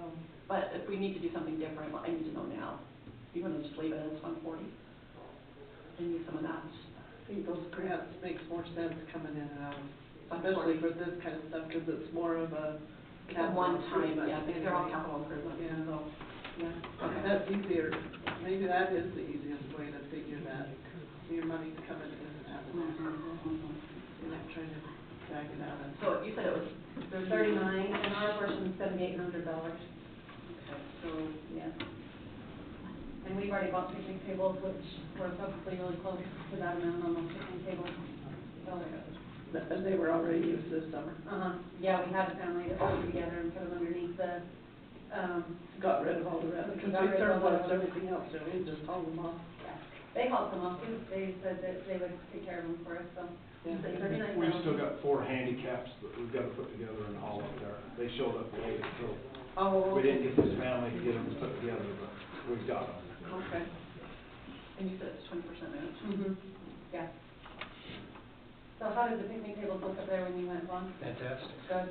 yeah, They're nice ones. They're nice ones, yeah. very nice. Yeah, they were cheaper than the aluminum ones, which we were surprised, because they're a little bit more sturdy than those aluminum ones. But, and so, they're heavy duty ones, they're not gonna, people aren't gonna pick up and walk away with them, so. Okay, Okay, anything else? no, I think we're great. Thanks, Jen. Thank you. Thanks for all your Yeah, work, thanks. appreciate it very much. I like the jacket. Oh, thanks, yeah, I thought I better wear that. Looks good. Is there anything in the fair budget that's pertaining to the fairgrounds that? I think, Tyler's got that figured out for you, and I'll sit right through his, Okay. and we'll talk about that. He knows more about what we're doing there, and I think we're just doing those, that chain link fencing and AC fans, Okay. stuff like that. Grab you, make sure you leave, just make sure you get some church. So thank you. All right, Tyler. Okay, Tyler Fells, Maintenance Department. First question was, my public safety janitor, I don't see it on there, Ginge. You're right. Employee number 643, That's the employee number? yeah. Okay. I'll go find something out of him. Good thing you're paying attention. Yeah, no kidding. Yeah, if it's not there, Jesse gets to do it.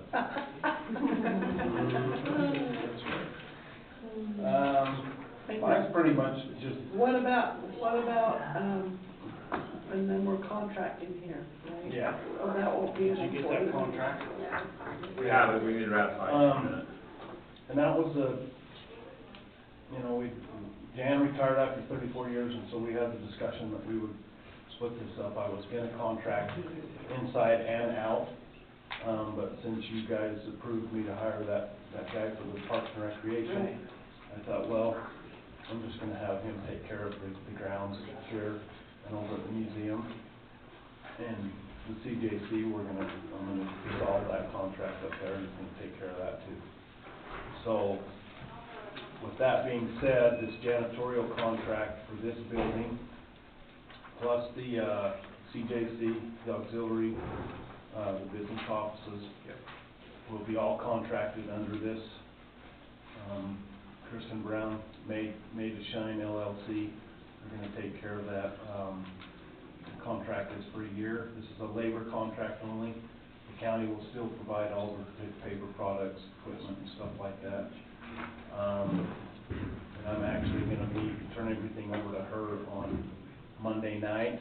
We've kind of been taking care of it since Jan retired, taking care of the buildings and the cleaning and stuff like that. So, we'll see how it works. I think it's gonna work well. Especially while we keep this other kid taking care of the grounds and stuff, and have a little bit of a maintenance guy there I like the plan. periodically. As long as I can keep him interested and on, then we'll be okay. With that, So the contract is $21.93 per month, 75. $21.93.75 per month, right? yep. Okay. Let's ratify that real quick if we can, then we'll go on this budget stuff if we can. You guys have any questions about that contract? Ron, you see the contract? Yeah, I looked it over, he actually had me go through it, I modified a couple of things, a bunch of changes, but it's just fine. Go look at it, there it is. And I talked to Ginger about the payment thing, and we're just gonna handle it like we've been doing all the other contracts. Do it on as a recurring, like we do it at other contracts. So, Okay. No, I think it's a good plan in the end, it's gonna save us money. yeah, it will. I think we'll do a good job. Well, now I'm gonna entertain a motion on this contract before we move forward, just real, if you don't mind. I'll make that motion. Cover the contract. I'll second that. All in favor? Aye.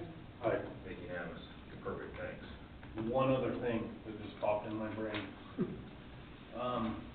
Employees of this company, if there's any relation to commission, that shouldn't be a problem.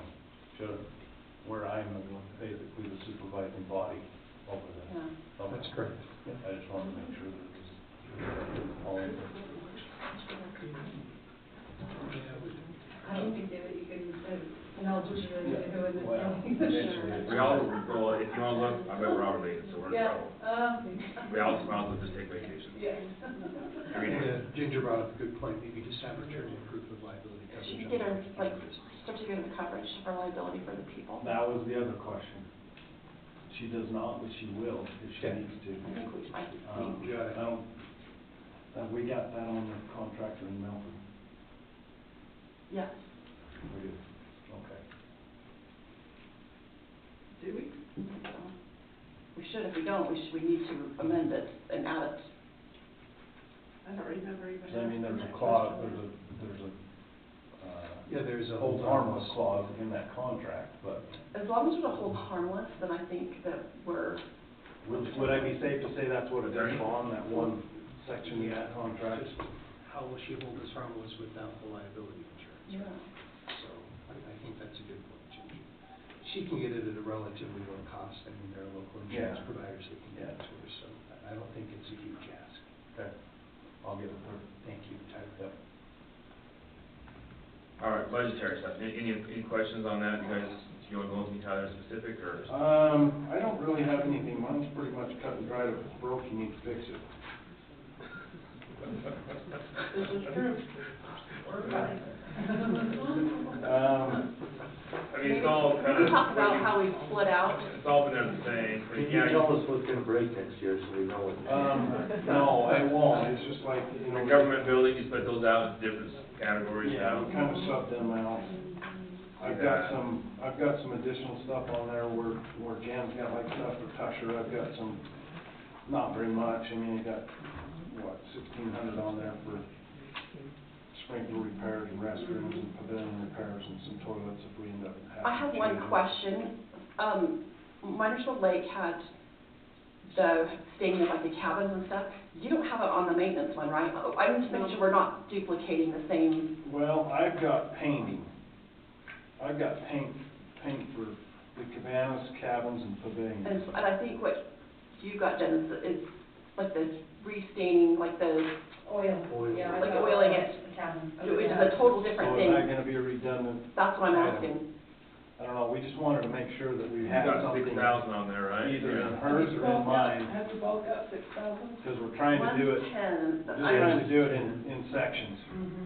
I've got So 10 that on we mine, can- and he's probably got 6 in his. But is it for the same exact thing? Like, do we Well, I need to think put it his- in one and not the other is what I'm asking. Mine's mainly for cabins, and I think his is for everything else, like bathrooms need repainting, cabanas need repainting. Okay, so So probably still separate, Yeah. yeah. They need the, The oiling of the cabins. yeah, no, I know, but Yeah. I'm saying that's the 6,000. No, hers is. No, 10. mine is. She's got it in the 10, Mine yours is is 10, 6 for the paint. Yeah. I'm just making sure it's not in three of our Right. Okay, places, the same exact with thing. that being said, I had, when I first did this, I'm gonna have a little cost for the relives locate of that cabin. Yeah, 'cause we have For forced that event, pad, we to really have the go. guy come and move it, so that wasn't figured in. And that's And the budget. $750 that he quoted me to move that. How much? $750. But And then So where, that forced where's this event, one I at? think the slab's gonna be The cabin just 2500. moved out of down at Lake Lake. Is that Tusher? No. Down at Minersville. Oh, okay. Minersville, yeah. Okay. No, my cabin at Tusher. Don't get one, let's get My permanent spot for the summer. That would be nice. So you're gonna put, are you gonna pay it out of maintenance, or, Yeah, we can do that under. like, I'm gonna figure out where we're paying it out, so we make sure that we don't miss it. Yeah, you can put it out of the Minersville Lake budget. Okay, Yeah. We're gonna have to do Yeah, some relocation. and Yeah. electrical. okay. Yeah, we'll have. And how much did you say that was again? $750 just for the move. 750? Mhm. I'd have to say probably total with everything, you're probably gonna be right around 4. 4,000. Okay.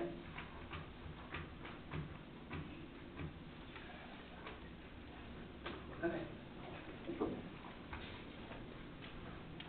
All right, anything else? I don't think so. It's pretty cut and dry. So we talked about, doing possibly a grant for Puffer. And so she's got, 30,000 in as our 20%. But, I have been in conversation with SUU and they're willing to put their parks and recreation people over here and help us do a design thing when we met with SUU here.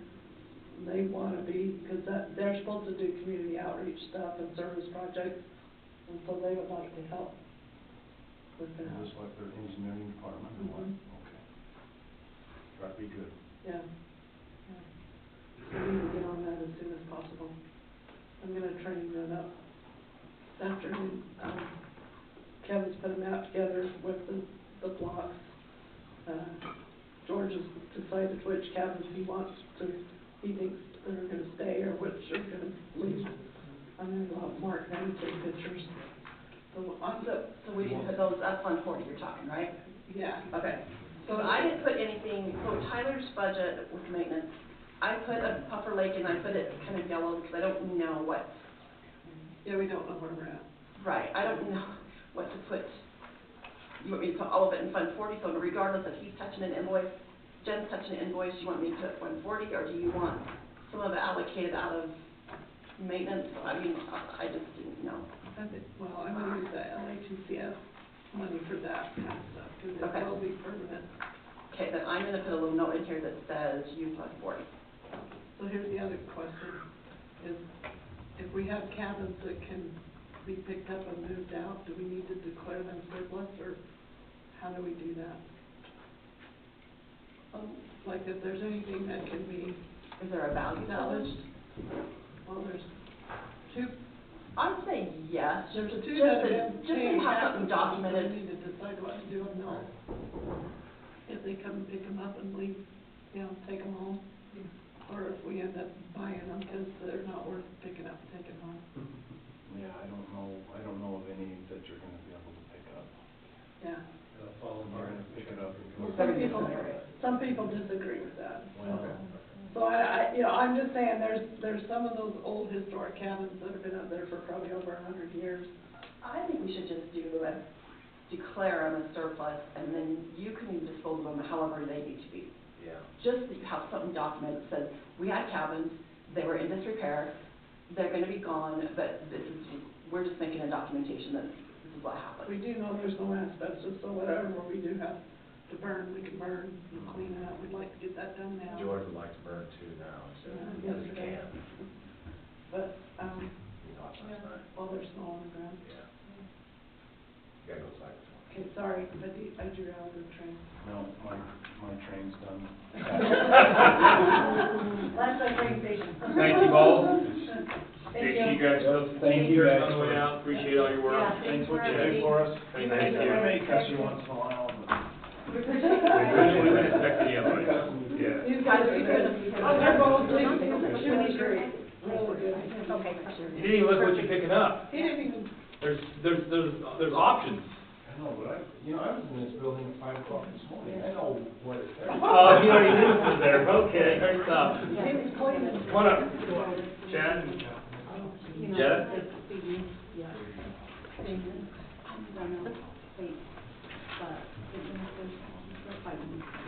How are you two today? Good. Very good, good to see you. Good to see you.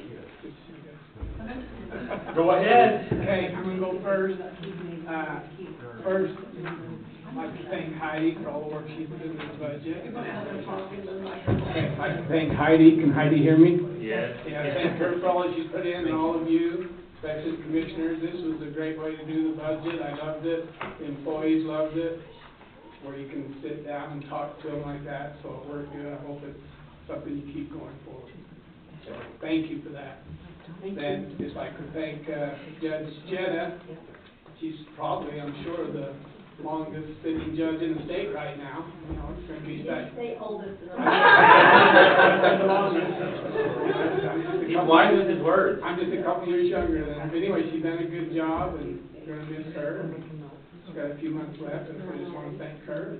And thanks for the budget. That's all I had to say. Turn the time to Jed. Good, thank you. That's all I have. And, You might have to pull the mic down a little bit. Okay. So I'm not sure what Ginger has done with my budget. I just consolidated into One. Judge Bradshaw. Yeah, I'm just trying to Okay. consolidate. There's just a few things that we discussed, like the Matthew Bender books and those kind of things. There's no reason to leave those on there. That's what I kind of thought. I figured you guys would be sharing, most of them, everybody's digital ones anyway. Well, I keep a set on my desk. Okay. So, and I don't know if Judge Bradshaw would want that, the set there to be on the desk or not. We're really hoping, I have talked with Commissioner Pearson, and hopefully that we have worked something out, I'm hoping, and Judge Bradshaw and myself have tried to work things out. We'd like to keep Minersville Court open. at Absolutely. least give it the opportunity for 25, because I will be there until May. So if the budget could go as it is, and I think we've worked it out, and Stephanie is good, if she can continue with the 6 hours a week, and then if there is a trial or something that is required, you know, that you would agree to pay her those extra hours, whatever was needed. As far as the education, my education hours, I will go in April to my classes, but then that will be the end of my education hours or budget. Stephanie will still have her education hours, and she is super, and she's worked with Judge Bradshaw, and I think we have things pretty well set. Good. Tammy wanted to know what the caseload is. I shouldn't. Commissioner Pearson would like to know the caseload, which it is a small caseload, but as we were discussing, I have very few traffic violations. Mine end up being small claims, dog violations, assault, alcohol, drugs, abuse, theft.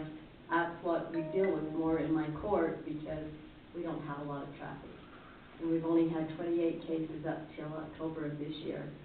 And fortunately, we have wonderful attorneys that are so willing to help us and work with us. And so, and now with all of the online, you know, we rarely have to have something take place in the courtroom except for the small claims. And we've even had small claims with mediators that have been done online.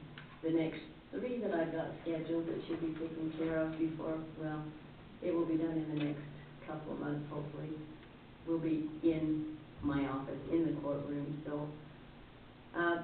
But Judge Bradshaw feels that won't be a problem. He will be able to come to the Minersville court on Thursdays when he is through with the Milford court. And, Stephanie does so much online too, you know, things. I really am hoping that you will allow the Minersville court to stay open, because I know we're beneficial to the community itself especially. And I would encourage the commission to do the same thing. I think that court is really important to the people of Minersville. I think Judge Bradshaw's done a great job of appearing in the justice court in Milford, and I think he could do the same thing in Minersville and give them great local service in the way that Judge Robinson has. Appreciate that. Yeah, and I'd advocate for the same thing. We've already kind of had the discussion that we keep the court open and keep the office there. And if, Shad, I'm just gonna not mince words, Shad will cover for her this next year. We'd appreciate that, starting in May. I mean, they've done that for years anyway. And, for at least a year, and just make sure we're gonna be able to transition into whatever that caseload is and take care of it. And I think keeping Stephanie there will help you as well manage the Minersville stuff. So, I don't know if you've got that. I don't, I'm not gonna adjust some stuff. Okay. Because this was another conversation that we had yesterday. Yeah.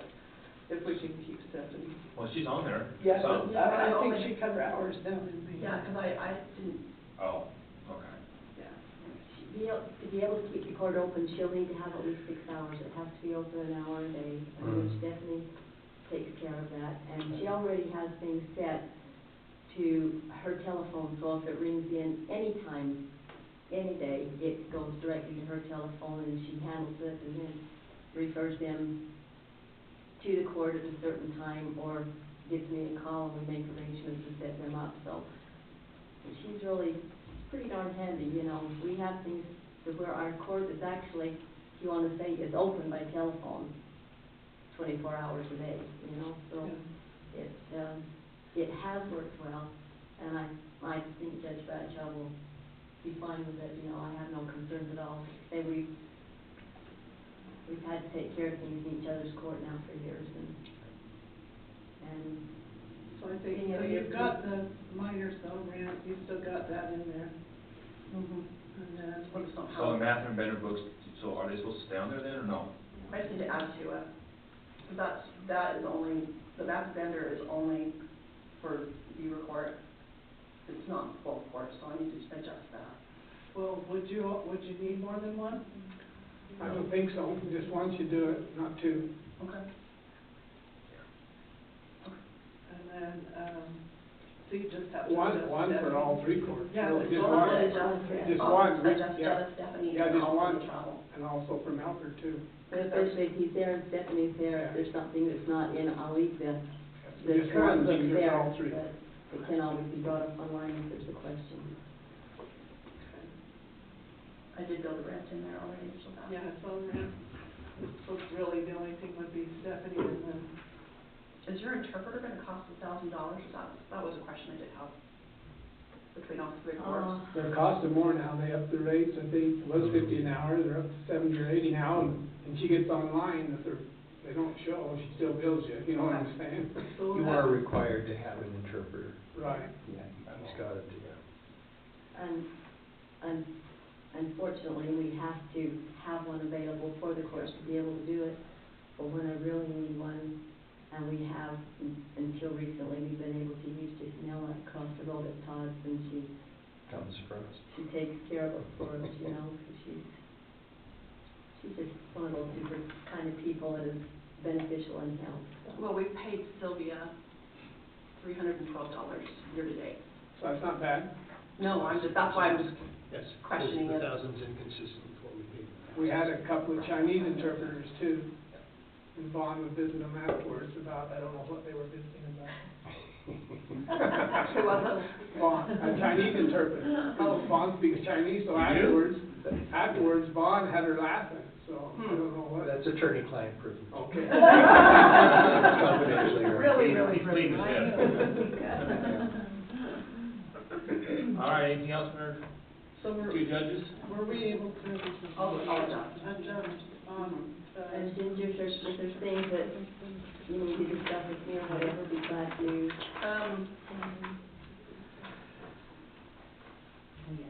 How much is your training? Um, Let me see what you've done in price. I'm not sure what it costs to be able to do it. Probably just a couple $100. Yeah, just have a motel room for I think 2 nights, isn't it, when we The go down only thing is, there? I've never been able to stay in a motel room for the last several years. So she'll This will be the first year I'll be able to actually stay overnight Okay, I'm for the last year. Yeah, it's in St. George for a motel room for 2 nights, plus, gas and travel for probably $300 and something. And thanks to Presley over here, I met her, she's real good to work with, so you guys were blessed to get her. We are, So she's doing great. Real good to visit with. You might, do you know who she is? Me? Yeah, Eddie. She's met me, where remember I'm still. Only she hasn't met you as the judge. I'm still waiting for Working with her. Oh, that's good, that's good, it's proud that way, right? And you can still do that if you retire, as a judge, Good to Lee know. Mundell still does it, St. George. You have to be a senior judge, you have to go to the No, you just have to say you want to do it. So, something to look into. I can designate. Yes. I still got a couple of grandchildren that I can. Yeah. Thank you guys, for all you do, appreciate it very much. Thank you guys. Grab you some courage on the way out, right? Thank you, well, there's lots of them, good job. Take your pick. Thank you. I really would like my report to be able to stay there. I agree with you, Judge, it's got to stay. I think that's really important to the people. Like I say, with Julio helping it make, it's so much better for our community. People really have no idea how much help you give the court and be beneficial for our community. Trent, come on up. Appreciate what you do. Okay, thank you guys. Yep, thanks. Thanks, guys.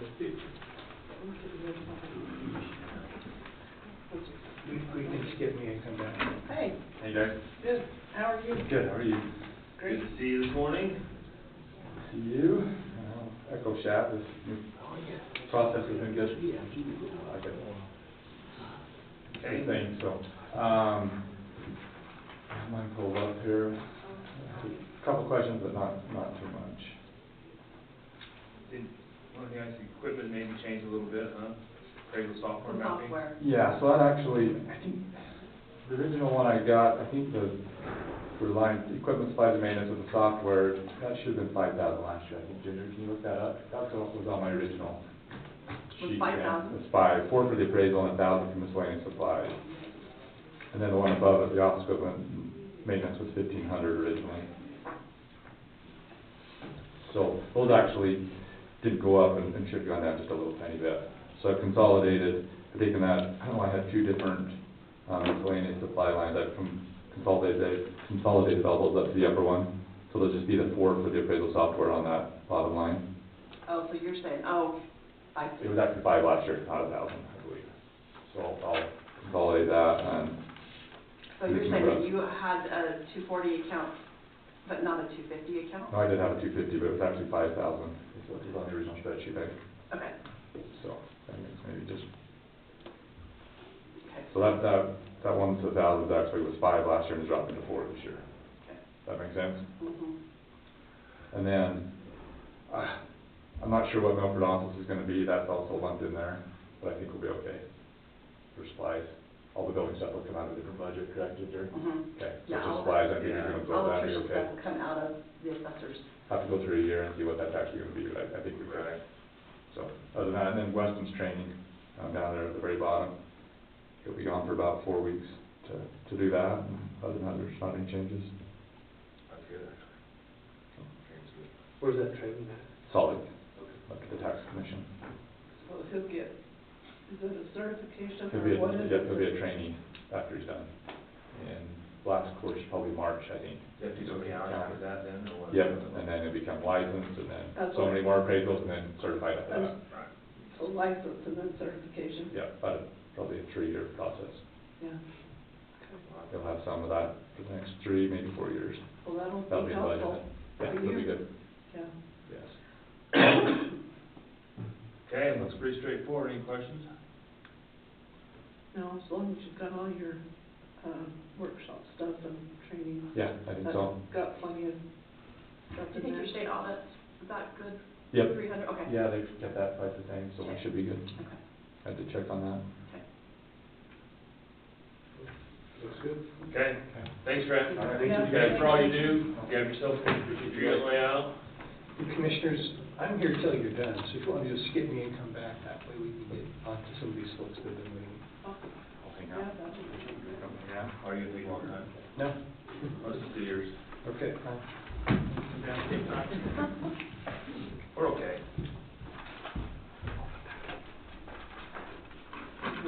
So I think we got Leo talked into staying for 1 more year, and he's gonna help us train a replacement deputy attorney, so we got a little bit of money budgeted for that in our recommendation.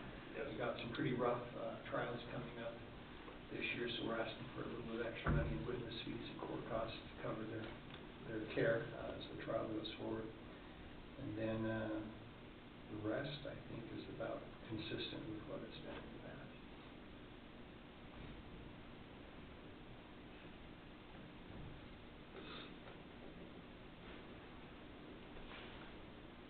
Just a little more for office supplies, things like that, right, like normal? Yeah, if we have a new attorney coming on board, we're gonna need to get desks and shelves and equipment.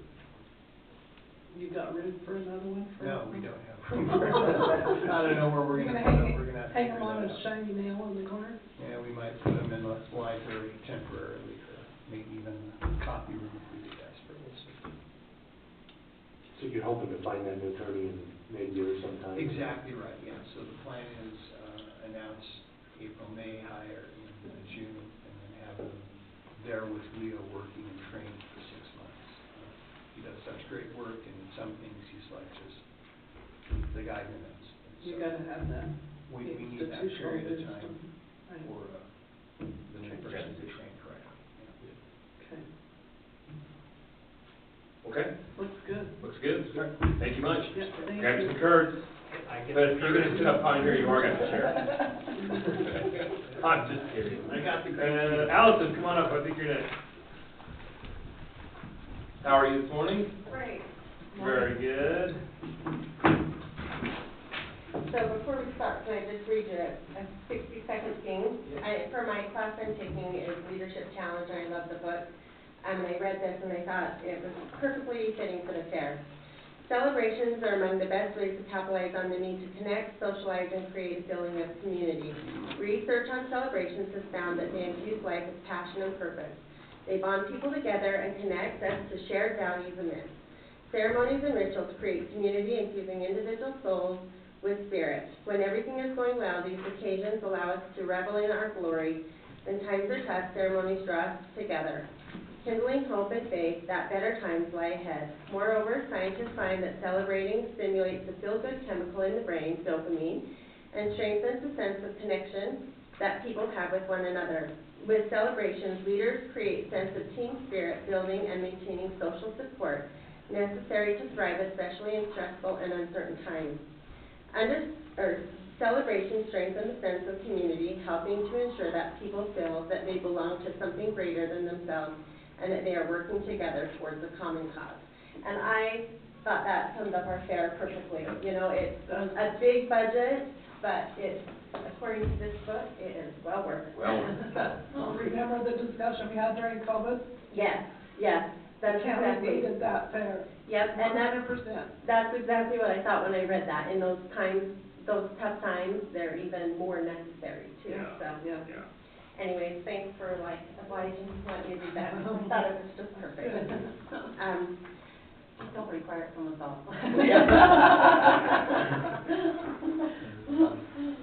But I think the budget, as you see, is pretty straightforward. We had a little bit of increase from last year, but that was due to paying the Derby.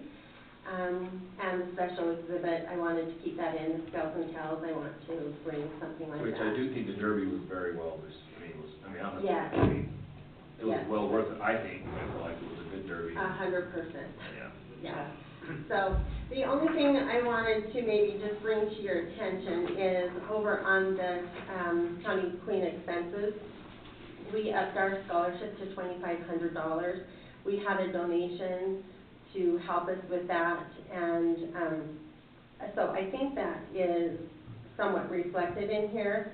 But if you look at year-to-date, we don't have the horse scholarship paid because Carly is not going to school right now, but she possibly in January, or so it's still within her year reign, and so just know we might have to pay 2 next year, but it's still in the same year of her reign, if that makes sense, so. We'll have to carry over. Yeah. So one question I have, Yeah. the fans and the AC for the big room, did Tyler put in his budget the same thing? Tyler put 17,000 for the AC. I think he put the fans in her budget, but the Okay. AC units are in his budget. Okay, so this is gonna be mostly for the fans? Yeah, Okay. this is just mostly fans, his are Okay. AC units. Okay, perfect. Yeah, and then the frees are in the handicap parking. And he has a little bit in her budget for chain link fencing and some in his budget for chain link fencing, so. Okay.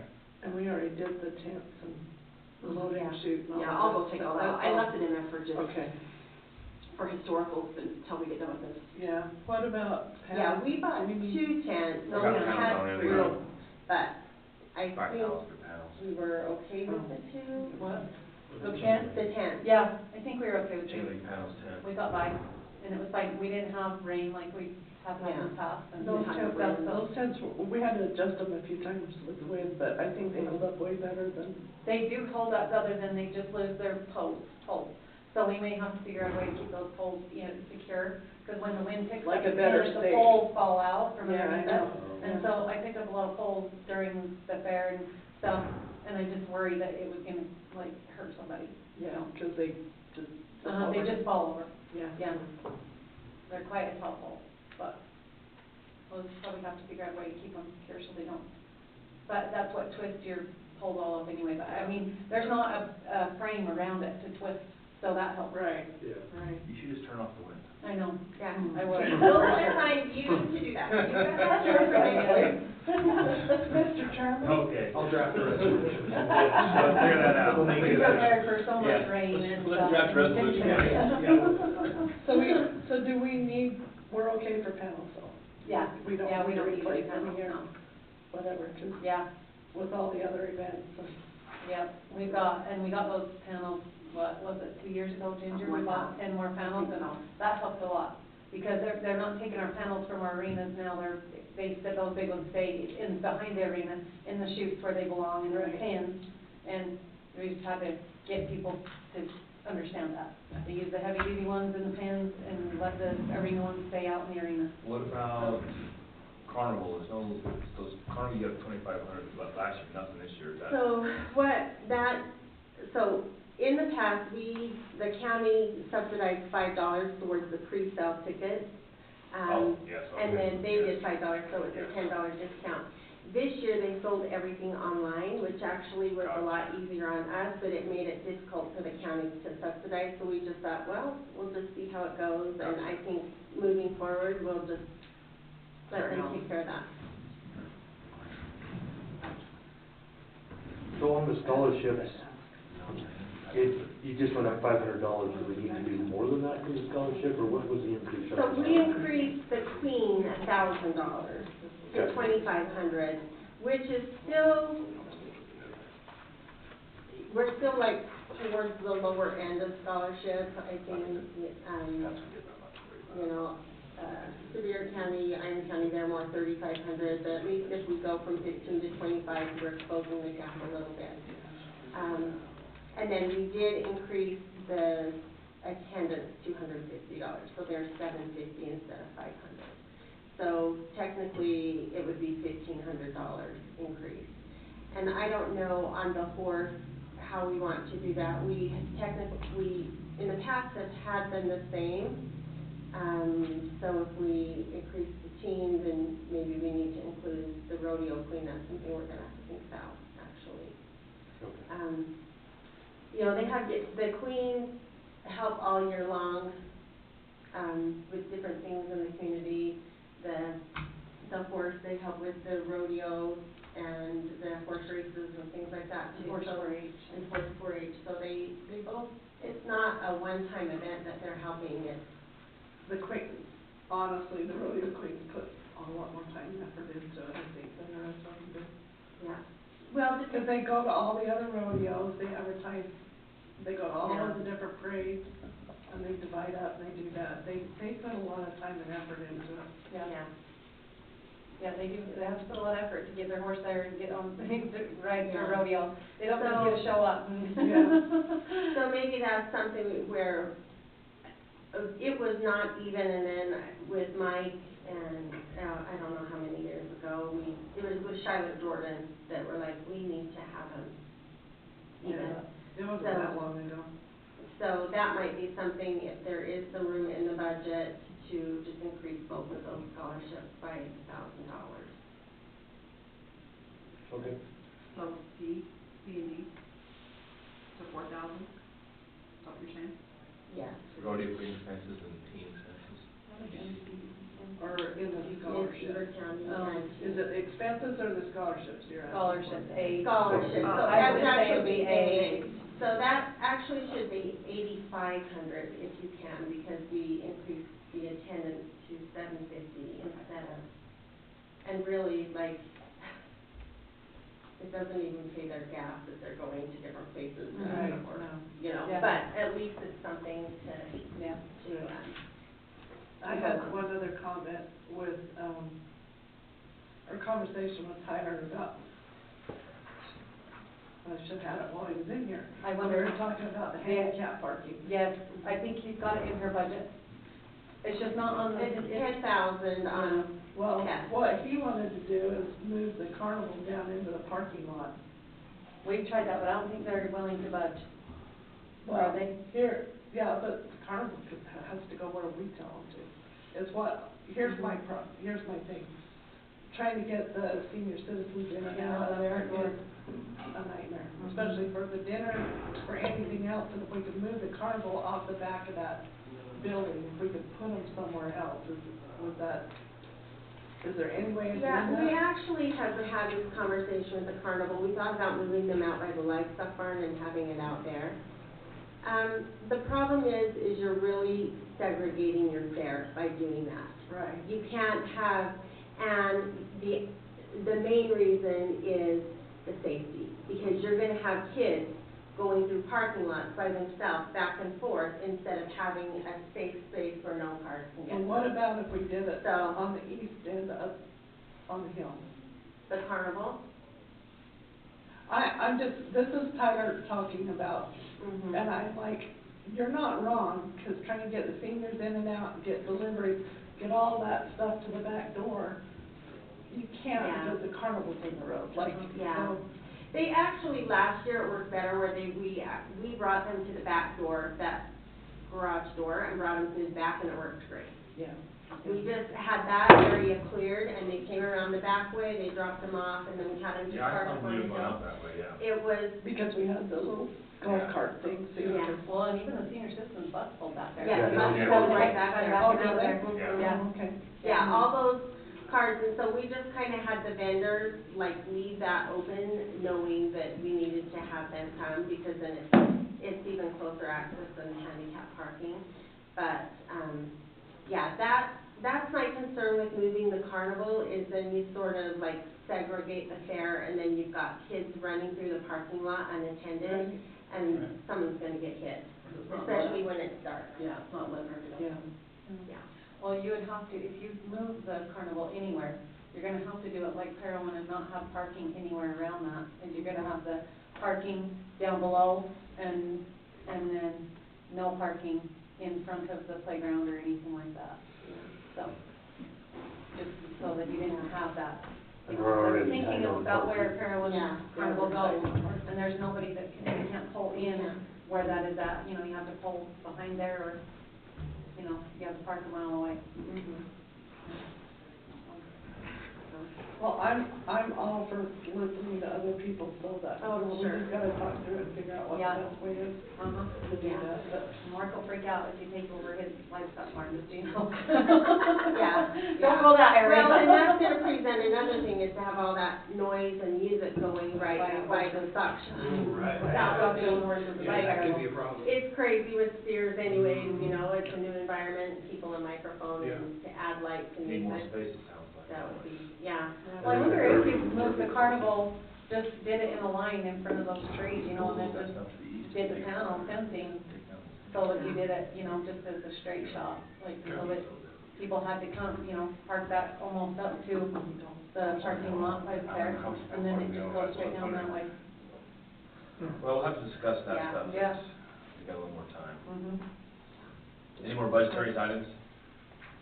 No, I think that's it. Okay. Thanks. Thank you, and Sarah's always very awesome, thank you Yeah, both. thanks. Allison, I don't know if you just some cheese curds over there, thanks for all you do. Kevin, I think you're up next. You'll have to take a break in a minute, I think let's get through this. We'll be right here, take a break. Maybe Kevin, she doesn't, that's not gonna hire her. Kevin's gonna be really tough on me. Kevin, you gonna drive, I'm not. you're gonna. Go easy on it, Kevin. Go easy, Kevin. We've been fighting and arguing for weeks. I request less than any other department. Let's see his budget, well, let's decide. I have added a few things this year. See? See? Yes, I did. I have a plotter that's been giving me fits for the past year, so we need to replace that. Maybe it's a large monitor too. Huh? Watch TV better? Games? Well, Good. watch YouTube on a big monitor. No, when I have people come to my office and we have, you know, things to talk about and discuss, it would be nice to have a big monitor to show stuff on. And they're not that expensive, so. Cause I make you nervous when I'm trying to. Well, What is that? when you What is have three that? people leaning over you, trying to see something. Yeah, on the makes sense, screen, makes sense. It got proposed to me, and I thought, yeah, that makes sense, so. The plotter, though, is a big outlay. We replace those about every 5 or 6 or 7 years, depending on how long we can get them to last. Other than that, I had to bump my travel expenses up a little bit. And then she's got professional services on there, and I'm not quite sure what those were for. I have contract planning services. Was that for Sandy, or before we put her on full-time? Mhm. Okay. I know it's not told, and you can do that with. Other than that. Pretty straightforward. Told you he was rough. I don't have any questions. I think it looks good. definitely stuff he needs. And is that printer, so your plotter or whatever is, that'll take care of the printing problems? Yeah, that's what I was having struggle with, Yeah. trying to get it to work and Okay. just kind But, of by the way, can getting you fritzy on me over the print past me year. another, did you ever send that to, George sent me copies, so he got the digital one. Can you print me up another copy for today though? Cause I took off without mine, and I could go up on the mountain. Those ones we did, the Yeah. buffer, Yeah, if you would. one of each, Yeah, just one. this one. Okay. And then what are you doing this afternoon? I might make you go with me. Yeah, I'm good. You got time? Okay. Thanks, Kevin. Anything else? Nope. Nope, we're good. He's great, he's doing a good Grab you job. some cheese curds Thank on the you. road out. Sheila, come on up. We're gonna get these next two.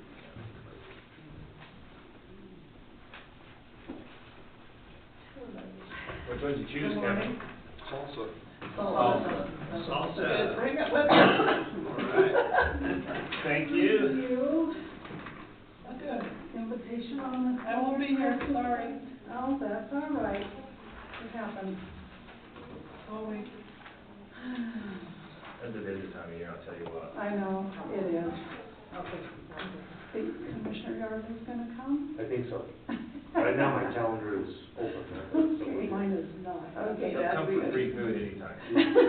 Right. So,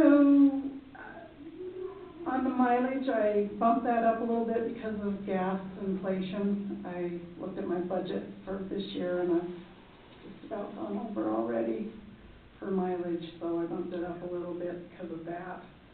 And maybe this next year, the gas prices will go down and that won't be for that. Hughes and Sons is our dumpster.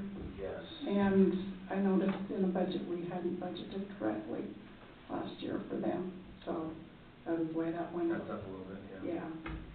Yeah. And the new truck in Beaver is probably gonna require new truck tires this year.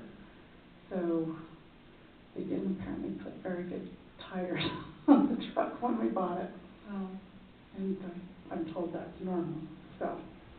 It, also, we don't have a logo yet on the Beaver truck, so looking to put a logo on that. I don't know. I have one on Milford's, new Milford Wells truck, so I'll just try to go with the same logo and everything that I have on that one. Because of food inflation, I had to bump up the county fair amount. We had budgeted only $1,000 last year. I'm not sure what happened there, but I spent over $2,600 just for food alone for the county fair this year. So I did have to bump that up. You got 5,000 there. Yeah. Yeah, by the time. You think you're gonna go from 26 to 5? Well, that's just food alone. Then we do the bingo prizes and decorations, things like that. That maybe could be bumped down to 4. I just wasn't really sure because of inflation, you know, how to go there. The senior, the council Christmas party and staff Christmas party, those have always been in the budget somewhere. I just broke them out. So you can see that they are actually in the budget, just broken out this time. And then I am getting a van instead of a bus, and The bus? instead of the bus. One of these days, we're gonna get it. Yeah. Talked about it for 4 years, I think, I'm pretty sure. Yeah, I got the grant in 2020, so. Yes, I know, it's been 4 years. So is it still gonna hold until 2025? Yes. So contracts have been signed and sent back, and supposedly the van is in process of being built. So. And the grants pay it directly to the vendor, which is. Oh, it is? They Oh, are. that's good. So we Yeah. just have to We don't have come. to put the money out, No, not, we Just just the the Sure, put it out, yeah. 19,000 is what we have to pay towards it, and then the rest they're paying directly. And other than that, that's it for me. Any questions for me? Sounds good. You're fully staffed right now? Yes, fully staffed right now. That's great. Okay, Thank you very much. Yeah. Appreciate your time. Grab you some curds there on the way out. Thanks for coming. Thank you. Appreciate it. Sorry we're a little behind. Ty's, come on up, though. You good? Trent's been with me. Trent can wear another hat today too. That's all right. Sorry, now look at that.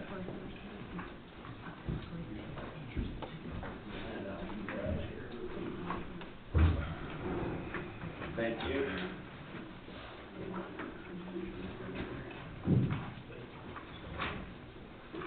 Just for the record, if you will, so if case someone's online, I know who's here.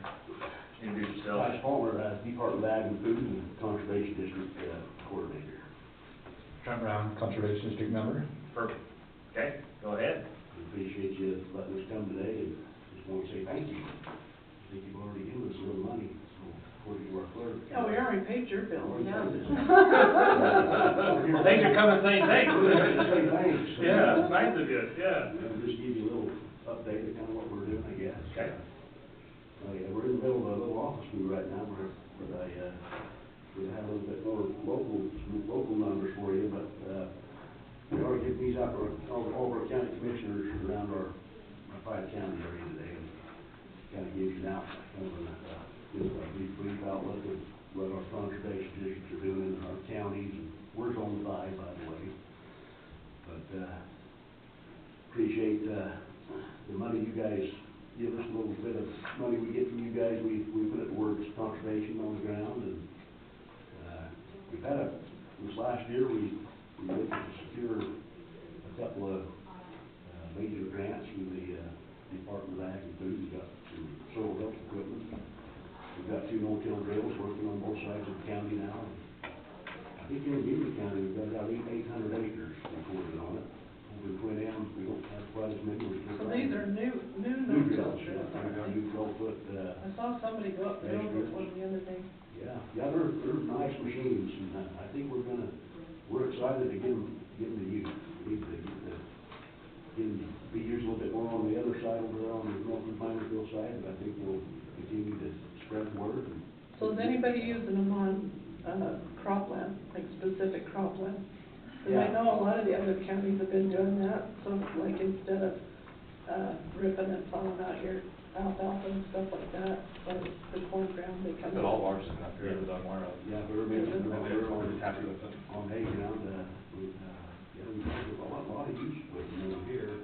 They go in, they're about, 12,000 pounds, they're heavy machines, they cut right in. We're trying to reduce the tillage. So what kind of success are you seeing up here on that? It just Were usually you this fall. doing corn over the alfalfa, or? You can go right over the alfalfa, a lot of guys will spray it out, and they'll just plant it, so you have to till it up, you know, and so anytime we can reduce our tillage, it improves our soil health for sure. Yeah. We're seeing a lot more, soil health type, projects in our area, and a lot more workshops and education towards soil health, which has been kind of been one of our priorities along with NRCS. Issues in the fall, we'll see what they feel So about it this after. is the first time we've used it this Yeah. fall? People did some corners, I think, last spring a little bit, just went to the pivot, nothing too major. And you guys try to cover crop, but that's not a big push here, but I know Arlen and Mayor he used some of that to do a cover crop with. But now Arlen's managing the drill over on the other side. Jason Bradshaw's kind of managing over on this side, you know. What happened to our old drill? It wore out, and they sold it off, and I think they just put it out on bed, and some guy got it years ago. Yeah. We're trying to get back into the business of some range drills now too, so we've got a few counties that's, we have one county, Kent County, that used we've got a grant for it, the same no-till drill up there, but they use their money for a range drill, so. Oh, good. So we're actually in the partnership with the GET program too, and they have a range drill here with Van Marshall too, so we can actually get out on the range too. And we still got the True Axe in Quinn Anne, our range drill for Quinn Anne too, so we can coordinate both those drills together. Oh, good. We did have a successful, we got a soil health grant, this fall, about $2,500, through the soil health program up with the Conservation Commission, and we used that money to go on a pretty good workshop a few weeks ago, for October 30th, I believe. We had a soil health workshop here in our Beaver River watershed tour, and had a big drone demonstration and looked at some no-kill drills. We actually had our no-kill drill out there and done a demonstration that day out on Brett and Bradshaw's out there, and we had 83 participants. Wow. That's a pretty good turnout. Yeah, I had a good turnout, and we fed everybody at the crazy town with that grant, and it's a good thing to lunch. Yeah, I've had one. But anyway, that was a hell of a success for us, and we're looking at writing the grant, kind of partnership with this year with our Twin End districts, looking at maybe a strategic funding pool request, NRCS. We're looking at writing a non-point source grant to continue that Russian Holly work further west into Minerville, down the Minerville corridor there on the river there. So we're hoping we can secure some grant money and team up with Forest and Fire State Lands and maybe get some NRCS money through a strategic funding pool. Well, George told me there's some grants that's already been secured, they're doing that. Yeah, they got us, DWR did a lot of the work. They're gonna do more, I heard this year, starting this spring, They're talking about doing some more. all the way down till Nashville. And we as a conservation district are going up, and trying to get a little bit of money thrown into that too. It'll be a good project. That's much needed in that area there. We've got some cooperation with, landowners there too. That's one nice thing about the district, is we know our neighbors and our farmers and ranchers, and we can, everything's voluntary conservation on the ground, so. That's one thing we're looking at doing this winter, early spring. So, our ARPA program's strong. We've got about $580,000 right now that's in planning process, and we're done the project this last fiscal year to date. So, our little program's been real strong. Twin Ends kind of always been a real heavy ARPA player, but this year we've had a few over here on the Beaver side too. So, you have one planner that with me, Jake Benson's our planner down in Owen County. He covers all five of our counties.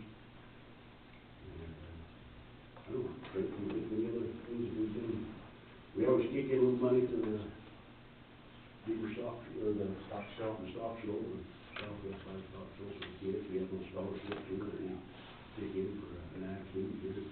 Purchase a ramp for the kid projects, we can finish up those on ramps. Yeah, that's right. Another nice little project we teamed up with you guys on too, which was our, extension is the shoulder abatement project. So we picked a little bit of money off that, wherever you guys have to, we teamed up. I think we've had about 3,400 limbs mitigated at this point. Is that for just for, like, farmers, or is it for anybody that goes? Mainly farmers. Is that It's for the youth, it's for the youth. Is that the bounty? Pay the bounty, pay a lot of kids are getting out and going trafficking. Yeah. Outside. It's on raccoons and squirrels.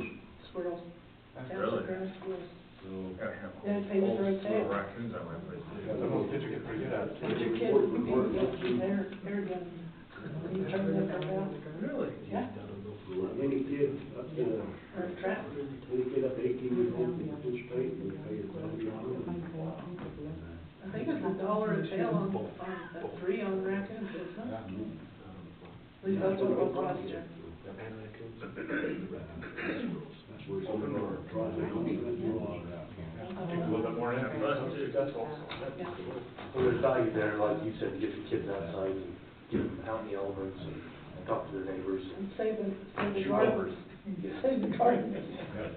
That's the problem, there's no sweet corn anywhere because of fucking raccoons. And we're a partner with you guys on the weed program too, so we're happy to see full-time weed guys there.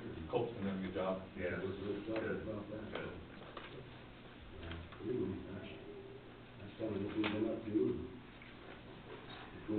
conservation district is, first district ever to be created in Utah. Second in the nation. Seventh. Seventh in the nation, that's right. One in South Carolina was number one, we were seventh in Minersville, so. That's awesome. Pretty historic. Yeah, thank you for coming, appreciate it very much. Thanks for reporting. Any other questions? So, Okay? thank you. Thank you for the. Grab yourself some curves there too, Ty, while you're here. Yeah, you bet. I'm gonna take a 5-minute recess. Hope you guys are okay with that. Not 5 minutes, more like 2 minutes, but it'll be 5 minutes. But, so.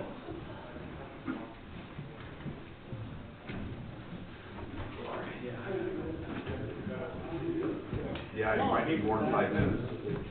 You saved the worst for last, I think. I know, I'll start doing that. Are you ready? I don't know if I'm ever ready.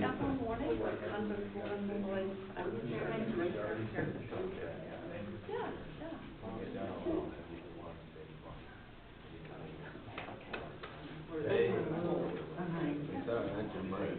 Roll back. Okay, thank you. Who? Wasn't a budget, it was, Doing conservation.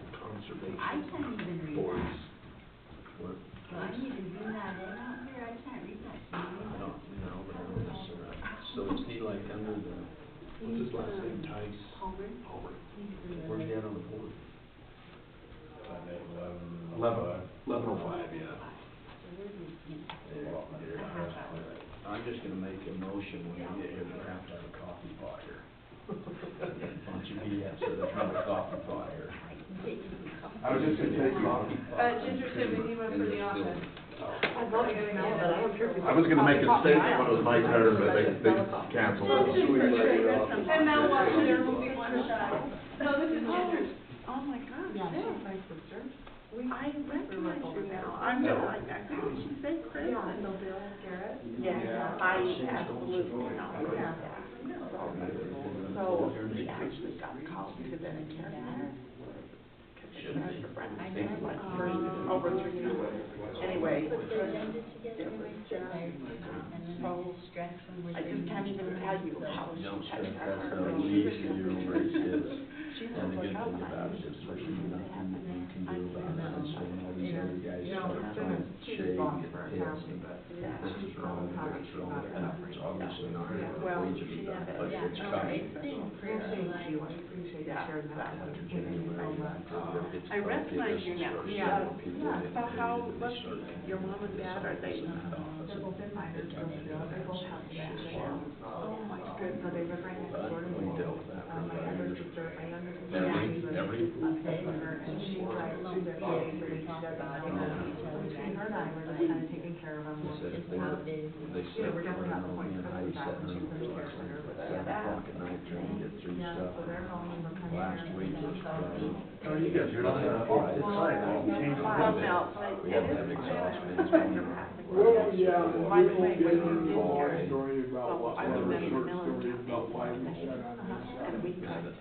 We'll read that over there. You will? It was. Yeah. Oh, yeah. It's better over there? Yeah. Through this, and then. I'm in, just so you know. That Oh, was yeah. good. I can't see the street from this side. No I idea. know that it's in the middle of, but I think it's the They glare. said. It's the glare on that. Yeah. But, We'll be back there. and my head, my neck doesn't want to turn. Well, his too. It'll be good. The cheese curds were a nice touch. Yeah.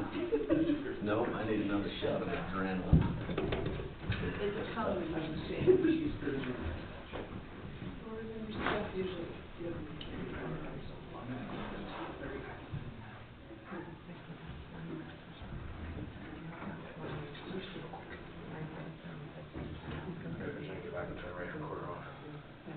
I said, are we going in here blind and saying, yeah, we got. I know that I've stayed for about 10 hours on exploration and shit, I still don't know what it means, but.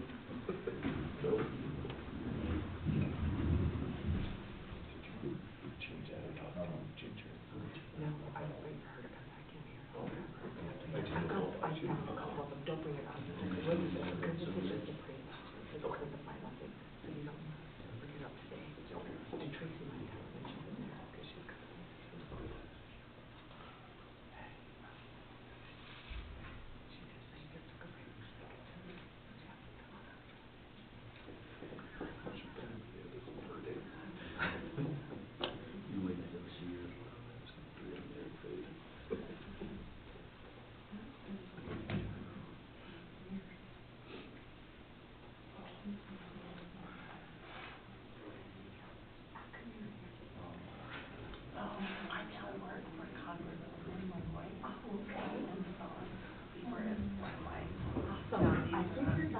was assuming that's kind of what it was, but I wasn't sure. Okay. Thanks.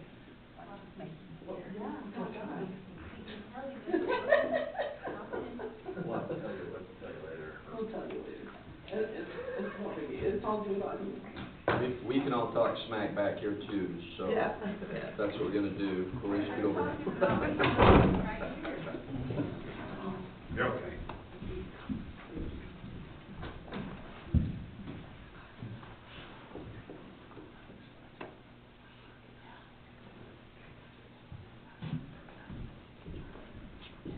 All right, we're back in session. I am gonna jump in just real quick.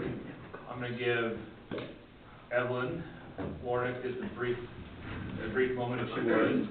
She's representing Congresswoman Malloy, so I'm gonna give her just a minute just to say hi and just kinda. Well, so first of all, you took state football. Yes. Yeah, that was pretty cool. So that was exciting. We actually watched the tail end of the game the week before, and When Milford and Miners were. yeah, No. so you Beaver actually were have, playing. yeah, so you actually have to count them.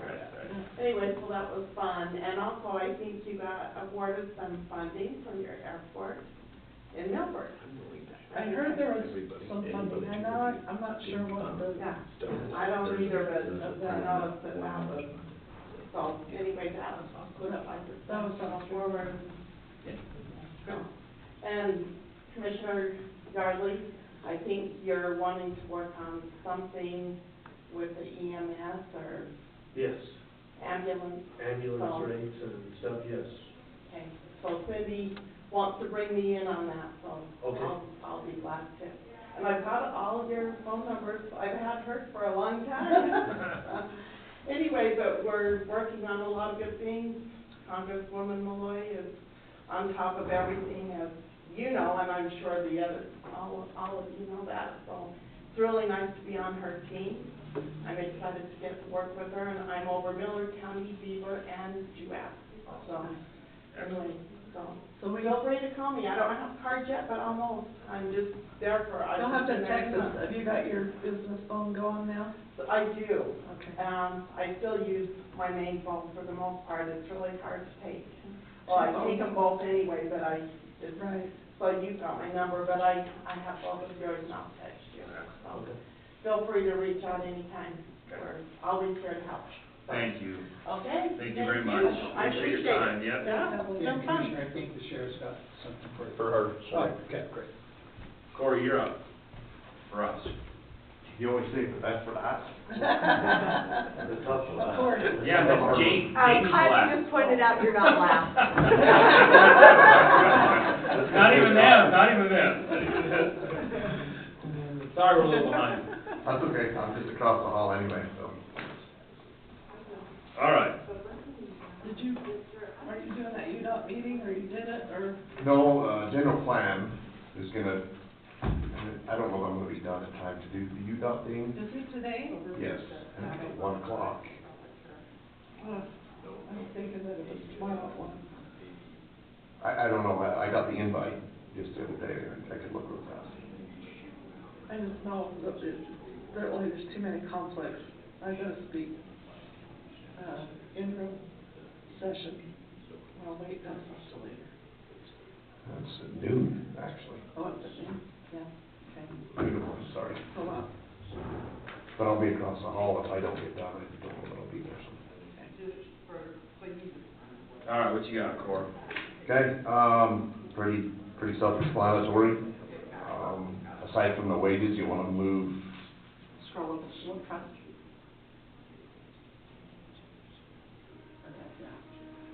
Page 2. There you go. not a lot of changes, so I added a little bit in travel and conventions for the simple fact of, I'd like to send our guys to do more training and more classroom. In our realm of work, there's not a lot of it. But I threw a little money in there so that we can make sure that we make that happen. And they're gonna do that road show again. Yes, I've been trying to. Whatever they call it, what do they call it? Building Utah, what they call it. I call it road school because I used to go to the original road Right, school right. that they put on, so. myself and Bob Watts out of Sevier County are trying to help maybe, I wouldn't say make it better, but add some things that are more beneficial to our guys. I agree. So, I agree. hopefully that can happen, so. So moving on down, equipment, supplies, maintenance, fairly simple. I don't know if you have any questions on it. The things that went up are things that I've noticed gone up, utilities, that sort of thing. You went down on fuel? Yes, because the prior year I based it on higher dollar amount of fuel. We actually are under budget with fuel this year, and I anticipate next year it's not gonna, new presidency, that kind of. Should be a lot better next year. Should drop. So I dropped it for that reason, yeah. Maintenance and supplies is up because of the price of everything. Just as the price of an oil filter is up 15 to 20%, so that's why it's above, so. Greater blades are down. Hamilton Communications is ongoing payment, so for right now. So I added that radio, the new radios. The in new there radios. To, because of the changes that are happening with Frisco. Yeah. And the Utah Department of Communications. That's why I built that 17,000 in there for radio, so that you could actually utilize it and eventually eliminate the Hamilton Communications. Right, and I've been constantly. in contact with Paul out there, and he's been helping to where we can update our radios. He's the one that gave me that figure for Yes. your radios first out, so I added it in there in the event that this all kind of plays out. We have over, I think I have 32 radios, so every vehicle has one, and every dump truck, and then the graders have them, and that's our communication. So when we get out in Pine Valley, Hammond Valley, phone service does not work, so that's our only line of communication. So a lot of it, to me, is a safety issue. We need to make sure that we can still contact or talk to guys in Hammond Valley, so. 100%. I know, we used to always have radios at the ranch. You know, they down South Frisco and whatever else, and now Rollinses, they all have them in their vehicles. Yeah. We put them in our tractors and whatever stuff. I like that idea. So hopefully we can pull through with them new radios. I was skeptical, I wasn't sure until Paul was gonna do a lot of that work for me. Yeah, I had him on the phone the other day, and I just kind of, because he had talked about it, and I wasn't sure, I was curious if it was gonna happen this year with all their changes with their radios. So that would be, part of that would be to transition away from Hamilton Right, communication and just right. our own, okay. We're basically getting a service that we've had to pay for, and we're just gonna piggyback off of what the state's already contracted. Okay. So, yeah, hopefully that's an item that we can eliminate in the future, that Hamilton number, so. And I fixed the road salts that I made that error. That's no problem. That's not me, I was going to be a lot of roll call, that's all. Sorry. It's big work. The 85,000. Because your road salt is actually relatively inexpensive, if you think about it, 85,000, we could get some stuff done. Think how 1 0 makes a difference, right? Yeah. Okay, weed expenses, the reason why that is up is, this year was our initial trial of the weed department within the road department. And this is only expenses, this is our spray, and we've got some different ideas on the way we're gonna approach things this next year, so this is what that cost is. On down, so road maintenance construction, that 921, that's actually gonna go down because of that 85,000 number, is that correct? I believe 845 is what that. 845 to 43 is what it should have been. Sure. Chipping material, so just I'll give you kind of a mileage. We're roughly 20 miles, just under 20 miles of chipping this next year, so. Maybe let us know which roads those are if you got. Okay, the Manderfield Road, the new road we just did, I'd like to seal it, so I'm gonna chip it this year. So we had to do some changing, so actually the Manderfield Road on my 7-year rotation, my 7-year plan, Manderfield is actually a year out.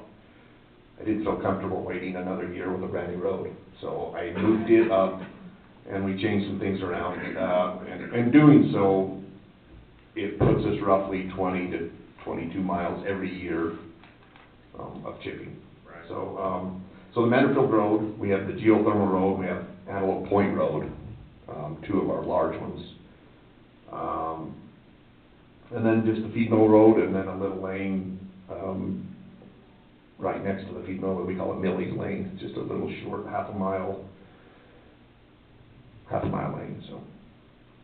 And that's the reason, if you look down, for paint, it's doubled, is because every one of these roads that we are chipping this year are gonna have to have paint, so. And paint is another one of them things that's, every year is going through the roof, so.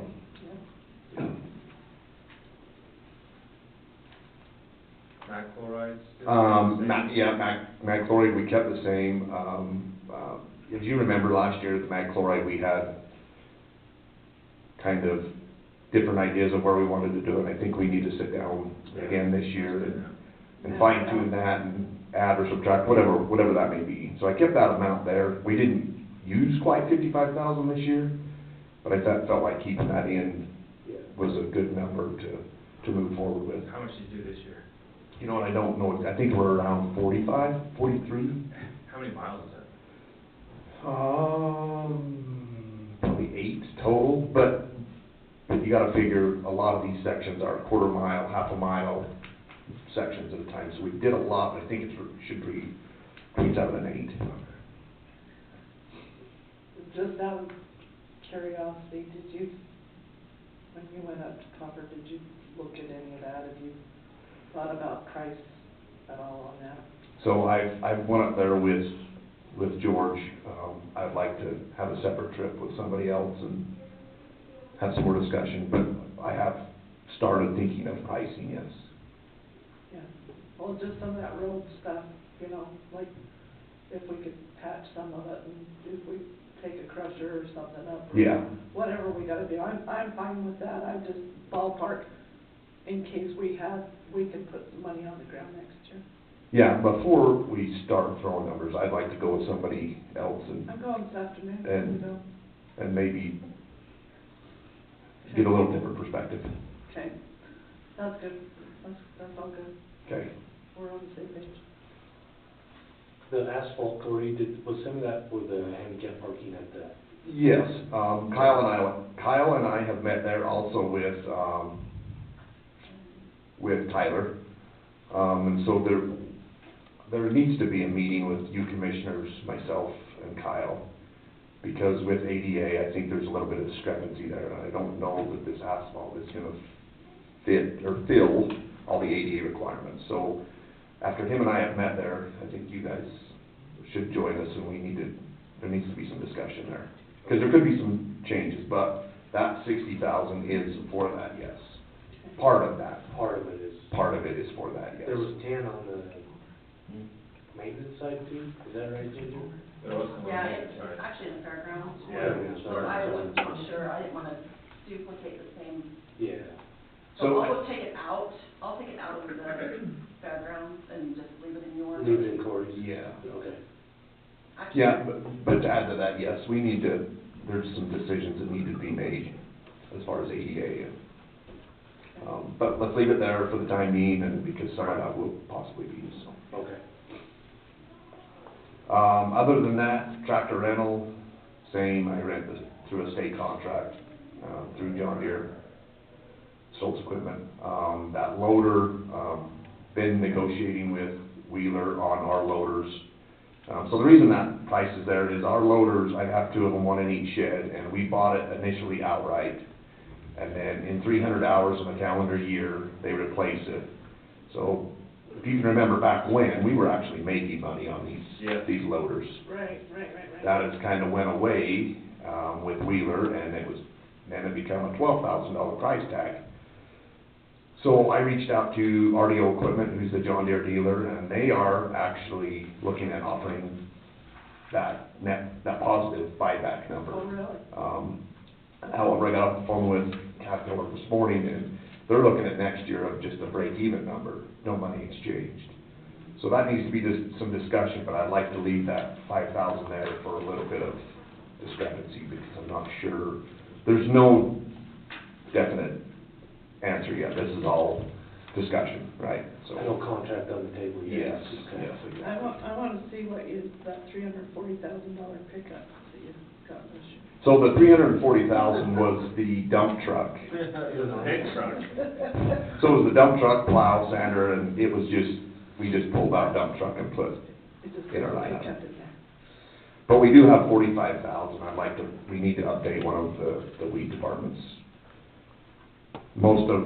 Not most of them, but we have a lot of vehicles that are over 25 years old. How many miles did they put on?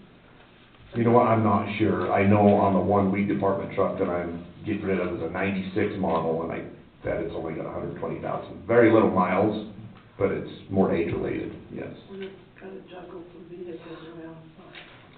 The hard part with the weed department is we need to make sure we have a 3/4 ton at least, they're hauling the spray rig. Big enough it can do the job and carry the load. Correct, and so when I say used, I've been looking at used through state surplus and a lot of things, so I think that's the route we'll go. I think we can handle it with that. I fear of buying a brand new vehicle for somebody that's gonna beat around in the weeds.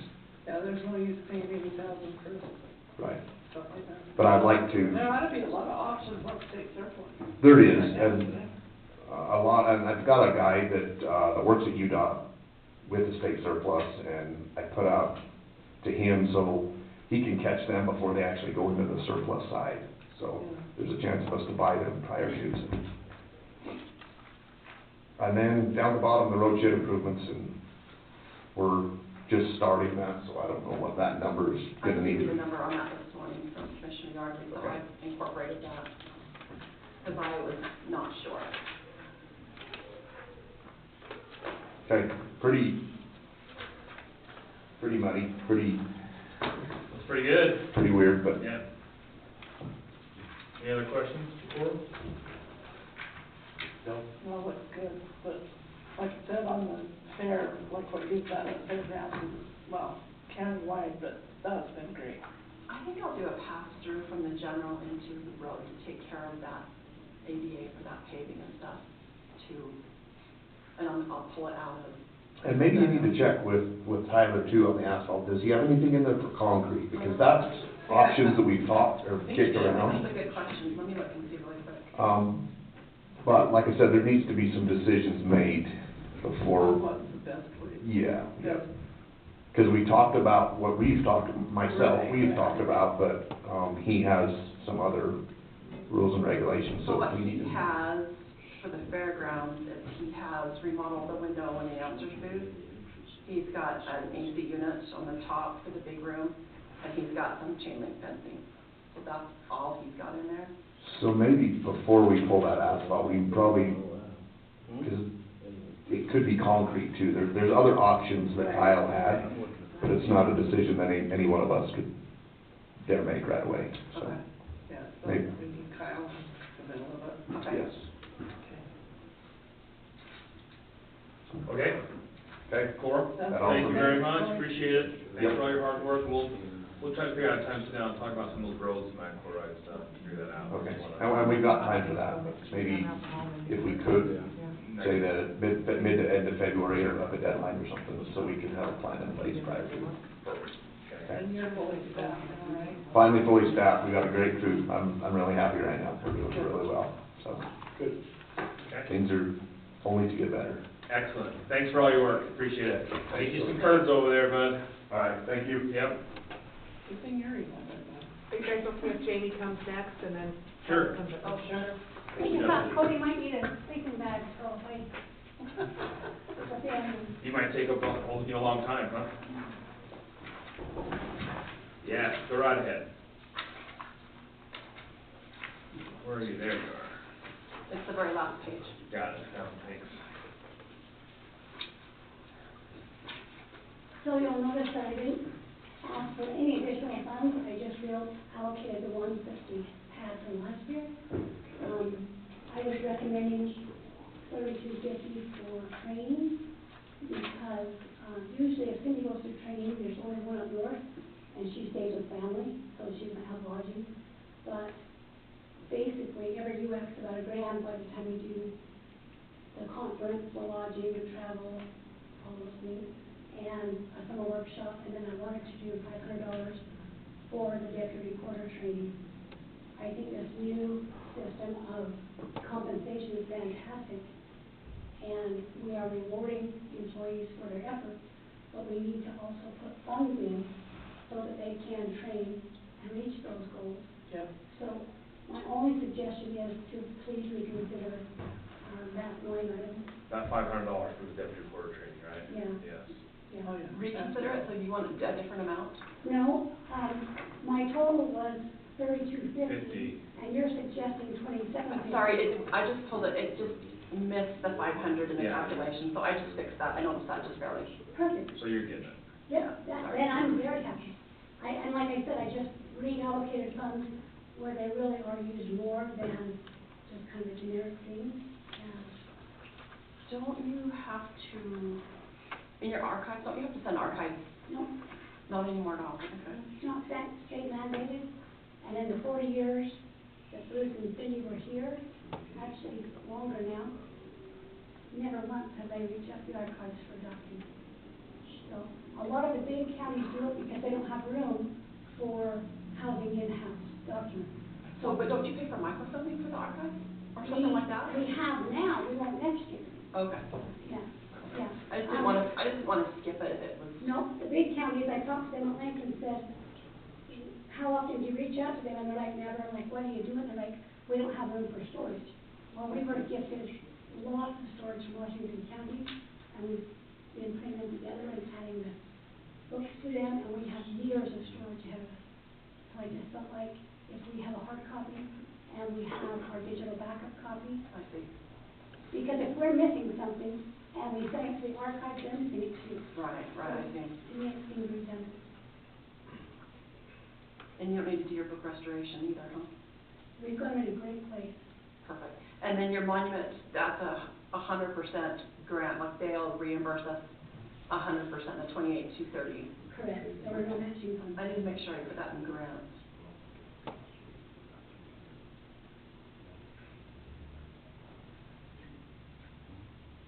Okay.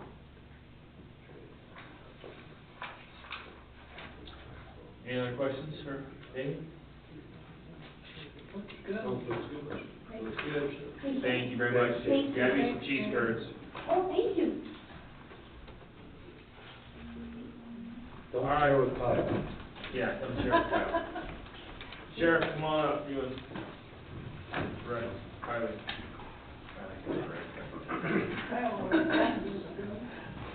He did beat it. How are you two today? First order, point of order, you guys need a coffee pot. Oh, yeah, Jeff's got one You got downstairs. carrot cheese, you got a bottle of water, some of us drink coffee. There's coffee downstairs. Huh? There's coffee downstairs. Oh, there is? Yeah, Jen's office. Can I 5-minute recess, please? No, you can have it when you're done. It's looking like your coffee's still got coffee. There's a little bit I can live with. It's after lunch. Yeah, you can sip on it for a while. No wonder they were sending me this week and back. Where do you want to start? You tell us. Wherever you like. Sheriff, please, Let's Sheriff. just go into the corrections budget. That one's always a giant, and unfortunately, we had some people graduating close today. We didn't have some supervisors around to attend, so Beaver and I believe Lieutenant Davis may have went to that. So I went over that, I've discussed this with them, and I've been trying to get in the back after last night and last Friday. My brain's fried, so all these numbers just look like a blur to me, and I'm trying to remember exactly where I'm at. So looking through it, travel expenses, we're bypassing them first couple of screens, right? Yeah. So we're looking at 42, 230, 130? No, sorry, 230. 230. The only thing that I added is an indigent travel expense. Yep. And I definitely believe there is a need for that. The reason, and that's a very low number right there. And did we put some on the other side too, or did we just leave it? No, we put it in both Did we do sides. 500 total? You need it more? No, did we do 500 total? With the No, bolt. we did, On patrol side and hang then. on. We just put it over on corrections, like. Okay, so let's, 250, let's leave it right there. what that does is, unfortunately, sometimes when we get these guys that we put in and then they get let out of jail, you do not want them roaming around in the county. So we buy them a bus ticket, try to get them, you know, somewhere. Do you need where it, Sheriff, there's do you some need it resources. on sheriff's side and corrections? The same amount? I mean, it wouldn't hurt, but I don't know what we've spent this year. I know I've used some on my car, but some of the other supervisors had to allow, and literally all that is for getting people out of the county that need other resources that we don't provide. Yeah. And so the office expenses going down to $240. What are we doing now, James? Looks like we got down the same. I think so. I don't know, we're just putting, There's a second year part of that. It's got to do with the remodel in that admin office on North. yeah, that's cleared down in 740, Okay. so. So his sorry, office. on 720 is your remodel. Yeah, let's go line by line, because we're bouncing all over. I'm going line by what I'm looking at. Are you? I'm looking at the screen. At the equipment and supplies? Okay, so now we're at equipment supplies. Go back to screen before, please. Office expenses is right there after the travel expense, Oh, okay. right? So you It's guys the are same, yeah, it's the same as last year. Yeah, that's what I'm saying, that one looks the same. Okay, All right. so now go ahead and move. Yep, I'm good then. Equipment, supplies, and maintenance. There was a slight increase in that one. That's got to do I with. think they're getting a new ID. Computers or something. Yeah, I think they're getting a new scanner back there. Yeah, I'm going down there and looking, you're gonna have to give me a second. Which one was that? It's E. Yeah. Yeah, I think they're getting a new scanner. so what that is for all of our IDs and everything to have access to the doors that are like electric doors and everything. We've had the same scanner for a while, they needed to update that one. Paul's on that side, so that's kind of a dispatch thing, but we're gonna move that out and put that into the other side of the house, but it's still in there, so yeah, that's what that was for. So we're good there. You guys see any issues or questions on that one? Nope. Building supplies and maintenance, that is what it is. That's just the stuff that we use, stuff that we have to replace, No increase. no increase. Utilities, Beaver went in and done the math and looking at the way that his budget was going as far as bills and stuff, he just adjusted where he seen fit, where he needed, and I don't think that that's an out of line number. I think it's appropriate. Yeah, I think isn't your Beaver City, is that your power? Yep.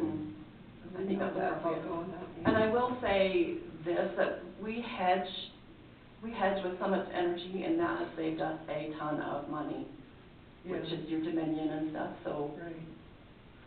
Well, And- I know that, Darrell did that, Yeah, that was the smartest thing we did. and is DFA that does it. contract coming up? I think it comes up in 26, I think we just did it this year. Oh, Tyler just I recently think that. Tyler just did it. Yeah, If I remember right. but that saved us a ton of money. Yeah. So, 330, training and education, that's got the annual Utah Sheriff's Association, priority dispatch, let's see, post. So every year, what we've been trying to do is put at least a couple of our corrections guys through post so that we have dual certification. That's where we hire our guys for patrol. They come out of post, and they've already had the experience of dealing with that. So there is a cost associated with that, and that's the fuel and everything else. Special training, Department of Corrections, that's the same type for the BCO guys, the basic corrections officers. Is that what we're looking at right there, James? Mhm. Right, correct. And so you got the 2 academy, basically. Corrections 1 academy, we are mandated by the state of Utah to keep a certain amount of hours of training. This Corrections 1 we pay for, it helps with a lot of those that the guys can just do online training, that we don't have to send them out of town. We're trying to do more out-of-town training that's very specialized or convention related. But we're doing like a lot of you'll see, C1 is on there, and then P1 should be on the patrol side of it, but then our training modules we use frequently, and we can send bulk training out to our staff, where they can actually do it online while they're at work. The post, it went from 12,000 to 20, is that for another guy, or? You got, I think it's for turnover. yeah, we're gonna be losing some guys. I mean, we're looking at, in the next 4 years, I'm in trouble. And my top half has gotten really heavy, and so that we're looking at guys retiring. We know that we're gonna have guys retiring and stuff, so I'm gonna have to, I've gotta get some guys through post, so that. Just throw a few more guys through post, and hopefully they stick it out. Yeah. Yeah. And that's not a guarantee. The other problem with post is we, even as sheriffs and chiefs of police, we don't have a say on when they do their post classes and how many post classes they do a year. It just depends on numbers that they've got applicants or have people going through. So we never know, and when we hear that one's open, we try to grab a couple of seats so that we can have a couple of guys go through.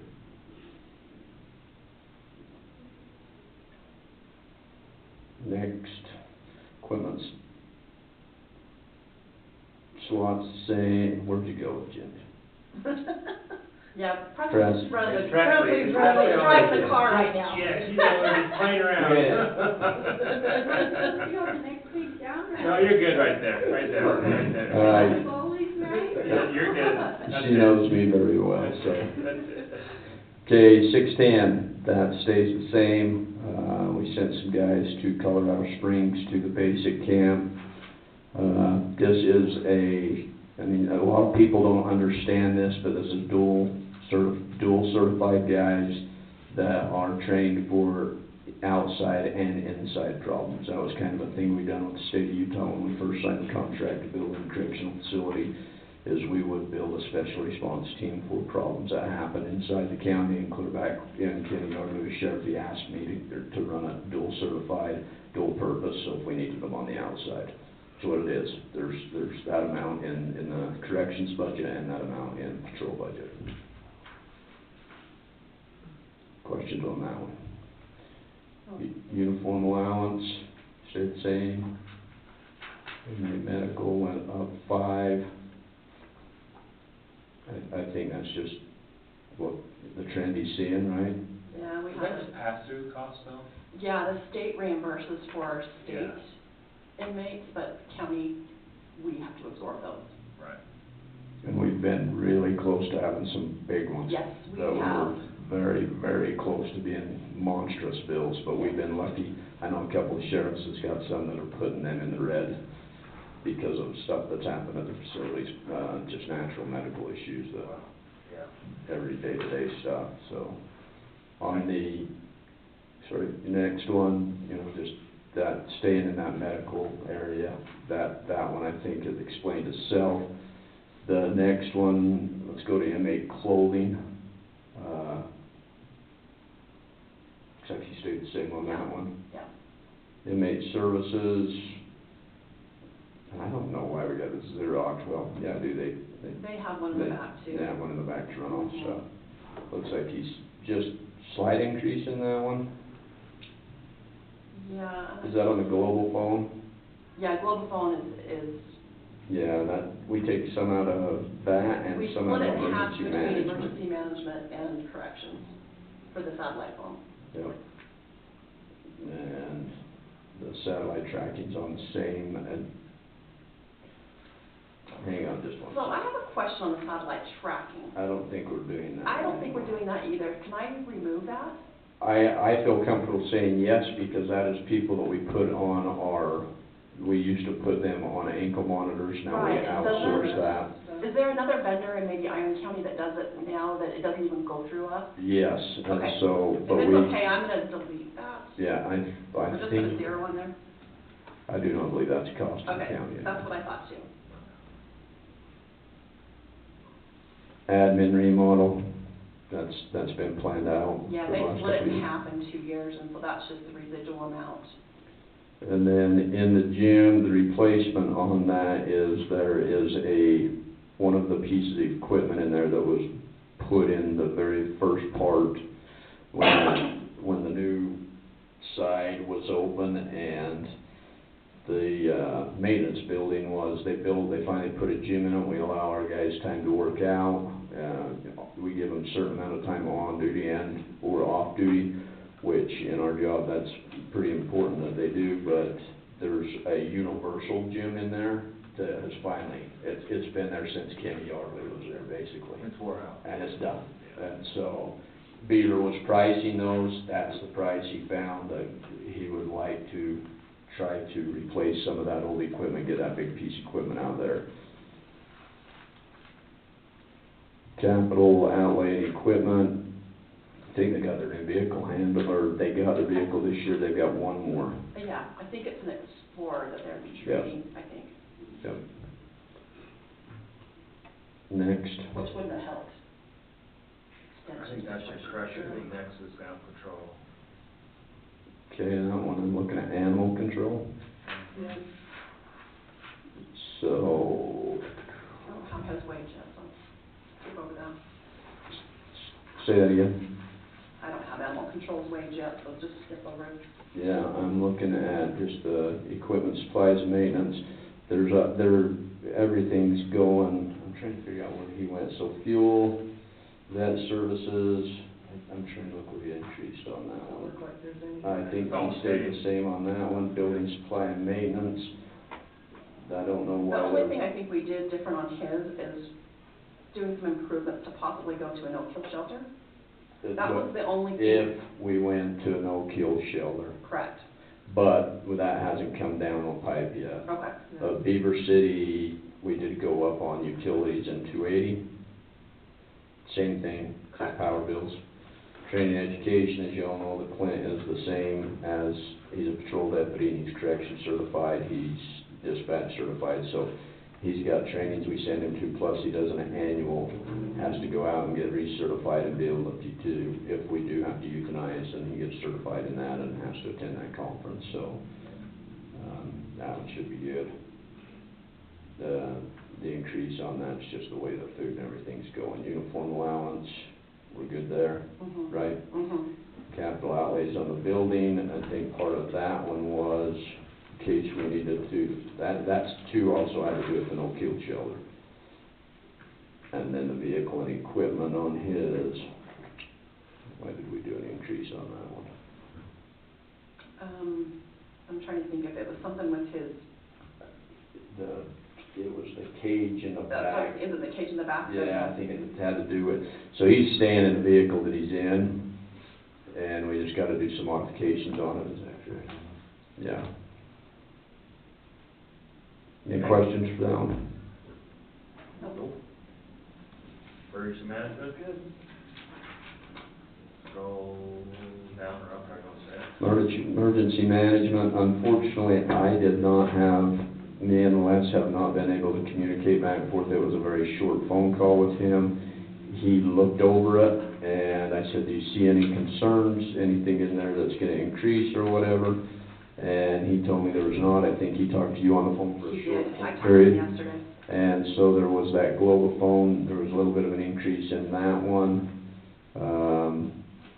I don't think overall you're seeing much of a increase on that. There's, other than you look at the salary and stuff, so that's already been discussed. Travel expenses, same. Just a little bit on that office stuff, but. Next one.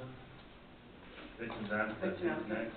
Victims Advocate, I think everything on that one was pretty close to the same. I don't think there was a lot of increase. Again, the lodging, the training, the per diem, and the mileage, even though they stayed right there at the 5,700, that's because they've stayed clear under it, but they do have trainings and stuff they've got to go to, and we're fine leaving it there. They were okay with it, so am I. We did do what was the increase on the victim tracking program? Yeah, we paid for a 2-year program, Yep. and it's ending, and so we're picking it up next year. Next year. Domestic violence grant, that one right there is the victim expenses, but then we also have the grant. I'm not seeing that on here. You won't see the grant will be over in the revenues, so Okay. that, it's, like the grant, we basically get $25,000, it doesn't cover this whole. Yeah, but I'm just going to tell you that grant of 25,000, they are fading away from the counties on that. They're now putting the responsibility, the grant started out, and it was kind of basically a wean off period, to where eventually, right now, we're still getting the 25,000, but it is going to go away. I just don't know if it's gonna be cutting us off of the kneecaps in 1 year, or if it's a 2 or 3 year plan. Okay? Any questions on this advocate? If not, I think you gotta go back up to the sheriff's budget now. What we got? We have an EMS? Oh, what? Oh, search and rescue, yeah, I think there was actually, we took money, we dropped off of that. Yeah, I'm Search glad you and It's under sheriff. It's okay, just go to talk to the sheriff. Yeah. And we'll get to it next. Travel expenses, everybody knows what fuel is at, and just, you know, repairs. We've had a couple of bad years, and it is what we drive a lot, our guys drive a lot, and we've had some dumb accidents, and it just, yeah, repairs and stuff like that. Oils, batteries, fleets, yeah, I know we get hammered on it all the time, but we put a guy in a car that We need a patrols driving that control much. for the deputy. Yep, that happens. There is the increase, but like fuel, tires and everything, it's just, we left B alone, but, the overall increase on that, we went up last year, I think we kind of stayed in the same area just because we seen it was pretty safe, right, June? Mm-hmm. Yeah. So next.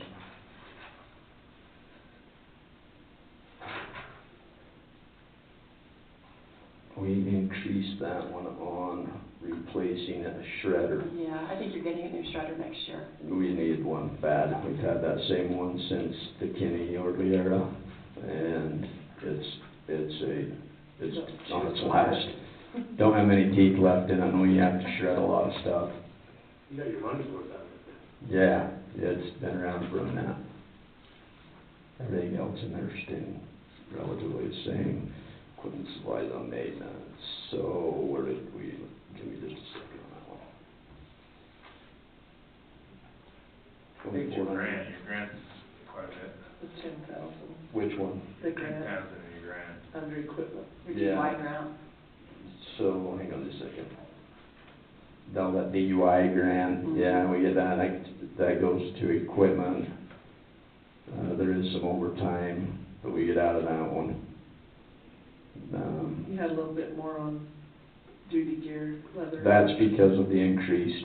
Your new- So we used to, clear back in the day when we used to make our guys buy all of their own equipment, we've changed that years back, and we've been slowly implementing that, but like the duty gear that can be switched out, so if an officer leaves, they leave their holsters and stuff like that, then we have, so we're buying the stuff for them to go through the academy. Yeah. Tango went up a little bit. That's a service that a lot of my senior staff uses. We don't carry handhelds. We have radios on our phone. I think that may go away if the state gets it figured out on this radio station, on the radio programming for the new system, that they're going to have a phone app that we're able to use. But for right now, I'd like to continue with Tango. I put that new ICAP line in there for Lonnie's expenses, because I know his is by grant. I was trying to isolate his so that I could match up his grant with his expenses. So that is a new line that I added for ICAP, so. And we're not quite sure what's gonna go in that. We don't know what our expenses and what the reimbursement is. So 20's good, right? I think so. I know we that's the discussed- max he can do, so I just Yeah. budgeted knowing that was the max he Yes. could do. And that ICAC, I can tell you, that's Internet Crimes Against Children. We've got one guy that's specializing in that. Takes up a lot of time and resources for us, but it's just the way of the world now, so. But we are attached to the Attorney General's office, and we have a guy working with that group. So there is some grant money to match on that. Questions or moving?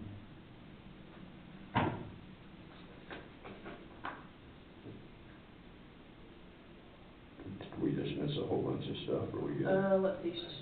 No, you're okay. Should be 310, should be your. ICAC, so 210 professional services. Yeah. On those ones. The only thing I added is the difference in the mental health grant.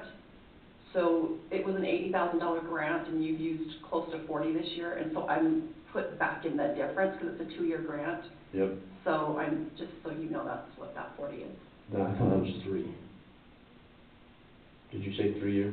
It's a 2-year. 2-year I grant. think it's a 2-year grant. That was the one that we worked on, that Cortico comes out of? Uh-huh. Yes, okay. It's all the Partridge group. That And was, yeah, and that is an ongoing state mandate, the mental health stuff for our guys. Quite like all the other ones, looking at them, they all look good. They may got concerns with any of them, questions on any of those. No. Training, education, and post. A little bit kind of the same in the direction side. Yeah, I think your only thing is your 10,000 on continuing education. Yep. Search and rescue, Craig took some out of that one. A small amount, I don't even know where he moved it from. I do have a question on this one, and I can call him if I need to. So the snowcat. That has been the topic of discussion forever. Well, what I'm just trying to figure out is how much they can expend for fuel and that kind of stuff for the snowcat, so that I know how much to budget in there for it. Yeah, and I can't, and that's, I can call Craig. unfortunately, me and Craig haven't had the contact we need to this time, so I apologize. You want me to call him, or? Please. Okay. Yeah, Craig knows his budget, I'm good with it, I Okay. apologize for No, that it's one, okay. but It we've been was- working on the other stuff that I It was kinda. something I had it in another budget, and I need to move it, I just need to know how much. Okay. Yeah, I don't think that for the fuel and stuff on that, I mean, I think it's gonna be that you're gonna have some training. Yeah. In it, that they're gonna have to use. Right. And then the actual usage on it, we'll just have to see. That's gonna be a year-to-year thing. Well, the training can also be the usage. Yes. And the in-kind that ties to the grant. Yep. And we did not make that clear. I know. He did not. Well, it wasn't just him, it was the person that wrote the grant did not make that clear that that was a requirement, so they didn't put as many hours as they could have last winter. On the in-camp for the training? Yeah. Okay. But hopefully they can do that this year. Okay. It's a 2-year grant, so they should be able to pick it up this year. Yeah, I hope. and then actually bring some more people in for the training, 'cause they need to have more than just 1 or 2 guys that know how to run that camp. 100%, that's been discussed. Yeah. Special events, that includes like our Retirements and all yeah, things there's like that. task force meetings, people's retirement party, retirement gifts. I don't know if you can go back and look, but I took out the annual Christmas party when I first come in, and that saved a bunch, but I do believe that with the guys that have put in the time that they have, the retirement and stuff like that, and then the task force, we host that, and so I think that one it's good. SWAT, already explained it. Uniform, good. And then the capital out, the vehicles, Tammy and I talked about this a couple of different times, and You think you're down to 6 to replace? Yeah, and I calculated that with the trade-in. yeah, and that's what, when we first looked at it, I was like, that's gonna be at the trade-in, so that one, it's just gonna depend on how fast we get it done, and I don't wanna just say that's a hard mark right there, because sometimes it takes time to get these vehicles in when we get them ordered, but they're months out, and during that time. It's not just an easy flip either. No, it is not. Change out the equipment. And during that time, the mileage on our patrol vehicles can go up, and then if they hit that sweet spot, then we'd lose the value in them. Are you And doing so all I'm trying- trucks this time? I didn't, Are you doing all trucks this time, or are you doing some of them during the? all we're going to SUVs. Only SUVs? Yes. Okay. We'll have maybe 1 or 2 trucks in the fleet because of the amount of equipment that these guys carry Okay. and to transport somebody and stuff like that, so, So yeah. just explain to you guys, what he's trying to do is take like a third of the fleet or whatever like that and then change it out every So year. you're staying, We're staying on ahead your of the line. game. So we're Good idea. pulling the ones that have got the most mileage and trying to change them out. Unfortunately, before my time, there was some vehicles that were bought and they decided to go with the cut rate equipment installer. And when they did that, it actually voided some warranties, caused a bunch of problems. We had to take them vehicles, take them to the guy we normally use, have him redo everything. And some of them vehicles are going to have to be traded out, and they would be good to go to keep them running for a minute, but we've got problems with them. But if he's looking at them, he can keep them for like 3 years and then Stay trade ahead of them the out game. under 100,000. It's better to stay ahead of the game than. Yeah. Trying to, because I don't wanna be in a place where you guys found yourself several years ago, Yep. prior to my time. Thank you. We have about 6 vehicles a year is your plan. Yeah, in that, right in that range. I mean, I might run into one where it's 5, and then may run into one where it's 7, but at that point in time, I'll explain why. You should get more value doing it every 3 versus what we did was. They tried to go, there was the leasing, and then they tried to go every year. And when that was happening, we were actually in the patrol car for maybe 8 months. Yeah. And it was ridiculous. It's not cost effective to lease, None. not patrol, because of the equipment you have to exchange out. What they did is the legislators decided they knew better. Yeah. So we had a 2-year lease, which was working out pretty good deal. But because you're not trading that equipment out every couple of years, but then they decided to shut it down to 1-year lease, and that was just a nightmare. I can just tell you the 3-year program, I feel, is the best for us. Plus it puts our guys, you're not spending the time to change out the equipment as often, and it really does put us down. As small as my office is, when you take 2 or 3 vehicles out of the fleet so that they can get the equipment changed out of them, it's turned into a mess. Geez, I need coffee now. I'm yawning. I'm not bored, I'm just yawning. I said I'm not That's it, bored. right? Any other questions? Yeah, no. For sure? I think it looks good, sure. Yeah. I'll call Craig and get the snowcap, kind of fine tuned. And I apologize on No, it's that one. okay. That's one that he just generally handles and Well- tells me if there's any big change in there, and I didn't see any. Honestly, I didn't know I needed him until this morning when Jen was in here presenting hers, and I realized that I need to move up. So, I'll take care of that. There was the one line item I did need to discuss, how do we go about that? We can worry about that later. I think you're good. No, I think your budget looks good. I think you're fine. Thank you. Thank you. I'll tell you, I've had a lot of help between Ginge and then, like I said, with Heidi on this, and I know there's, with what's going on this year, in that area, been a lot of hours, so when I said I'm looking at these lines and they're blurry, that's because I've been staring at boxes and. How do you think we feel? No, I've been staring at spreadsheets for months. Thanks, Rod, tell the guys that are thanks too and everything. You guys get some cheese curd over there too. Yeah. You can grab both of them. You want one? Yes, he does. Yeah, bring it out once the gals or something. Take it to the girls, bribe the girls. Yeah. We good. Good, how are you? We're good. So from the budget standpoint, Thanks, Sheriff. whose Thanks, department did not come You. today? Extension office lady. Leanne, the extension officer, did not come today. Nope. I'm pretty sure that. I don't think. We need to have IT come. Yeah, we He's should. never- Did he's never anybody been- ever talk to him? No, he's on my list, so. He is, I know. Yeah. We talked to him the other day. Yeah, and he's expecting somebody to call him, so. Okay, I'll call him today. So we got those 3 for maybe next meeting. Is he around today? Mhm, except that We we're do on the the phone. Children's Justice Center, we talked with Teresa. She comes because her budget's. In July. Okay. I'm not too worried about. She already came, actually. Yeah, because she Yeah, goes she was July there. to June. I don't know She if was you there guys for 2 wanted weeks. to talk about yours in any way, but. Oh, Yeah, didn't think Let's about see if there's that. anybody else. We can do ours next time if you want. Mhm. I did ask someone about that at one point. Well, I don't you know. and I Good worked on job, it. good job. Me and her. We went over We it, went over it. but then I never Yeah, got. it needs to come here, but we're gonna come here I anyway. think that's it, I think that's Yeah, the, 'cause you got those few more to do. Yeah, Yeah, super. we just do that in December. And then don't we have, do we have Lincoln in December?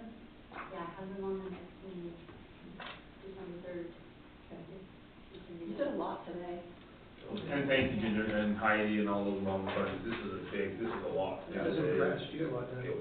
Yeah, that's a lot. Do you have any other questions as far as your end goes? I don't, no, I think we're good, as long as you don't have any for me.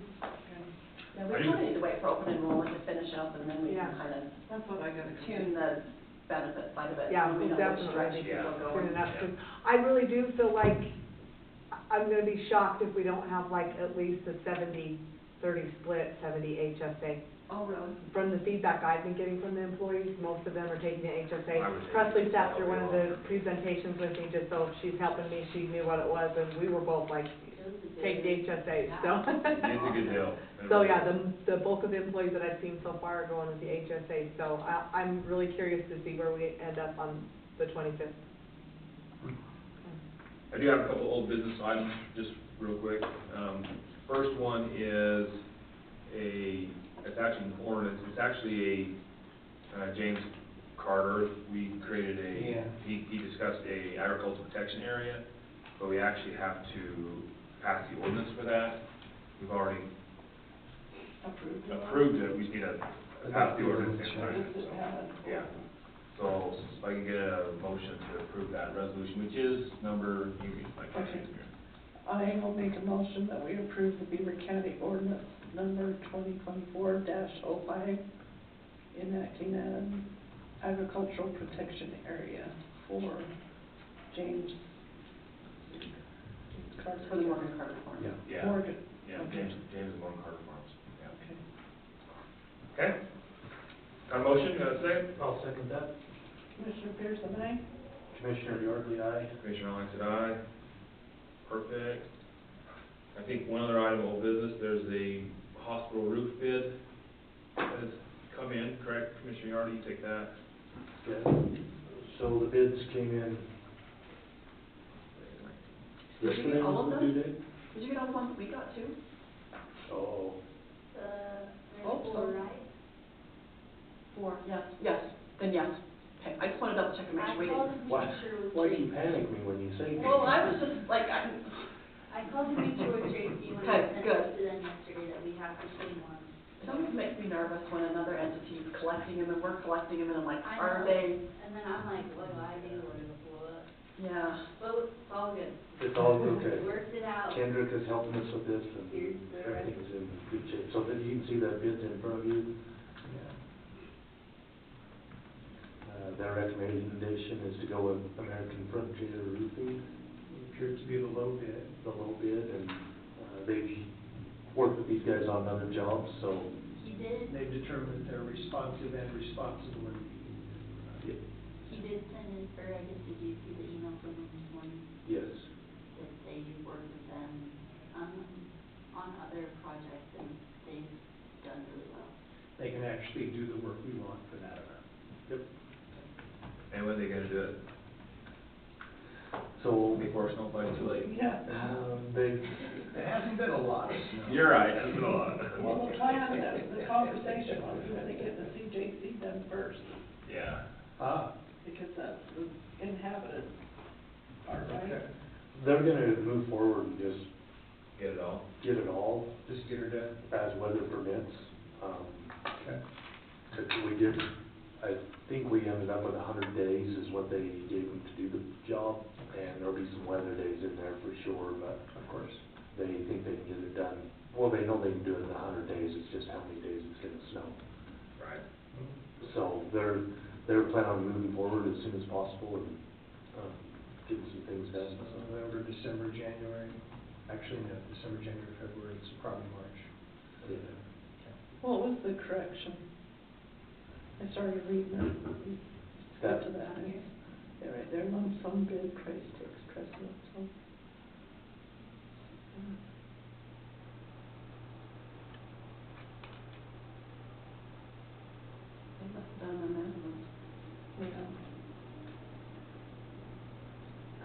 So they did a lump sum, they just must not have done their math. Yeah. Right. And it actually came in lower than, Yeah. what they submitted was lower than what they had What the originally. lump sum. Yeah, 5,000 lower, right? yeah, which it could have been just a line, didn't calculate that, when I'm doing spreadsheets where it doesn't pick it up. So their price is $450,073. Yes. Uh-huh. Commissioner, have you talked to Teresa about this yet? No. I will, Okay, and then I'll refer her to you with questions. okay. We just finalized everything this morning, so we do need to award that bid so we can move forward, so. So we can vote on that today? Yes, please. Go ahead. I'll make a motion, we award the bid to American Frontier Roofing for the total price of $450,098. Okay, question. If they amended that, do you approve the submitted bid? You should pick up the 450. Yeah. I think. That's right. Okay, That's all right. right, I'm just making sure. No, I think it's because the correction was made before it was awarded. If it was awarded and then they found it, then I think they have to just absorb it. Take it, right? Mhm. Okay, and I'll second that motion. All in favor? Aye. Aye. Make unanimous, so you will let them know? Yes. That will be awarded the bid? Yep. Or somebody will, that's their will. Whatever. Is there a contract we need to sign for that? I think there will be. I would think Joseph Mill would have to Yeah. put a contract together. The bid's been awarded, but we'll get that figured out, right? Yeah, yeah, sure. And that would come out of the LTCF. Yeah, but out of Fund 40. Okay. It'll have its own line. Yeah. Okay, any other old business? I have a sort of old business. Okay, I have an application for a abatement, hardship abatement, that a taxpayer has had a hardship of a injury, a vehicle, an automobile accident, and has been declared disabled. And so she's written a letter, and she's got her doctor's note of her injury, and is requesting that we consider it an extreme hardship, which basically it's the most we can actually forgive is a half of what the taxes owed are, which her taxes owed are $1,100, so we would be able to forgive like $550 if you guys are okay with that.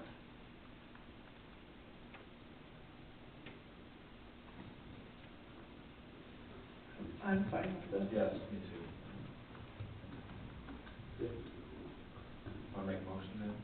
Is that what you want? Yeah. Just a record, it's been approved. I'll make a motion that we approve the abatement. I'll second that. All in favor? Aye. Aye. Make unanimous, thank you.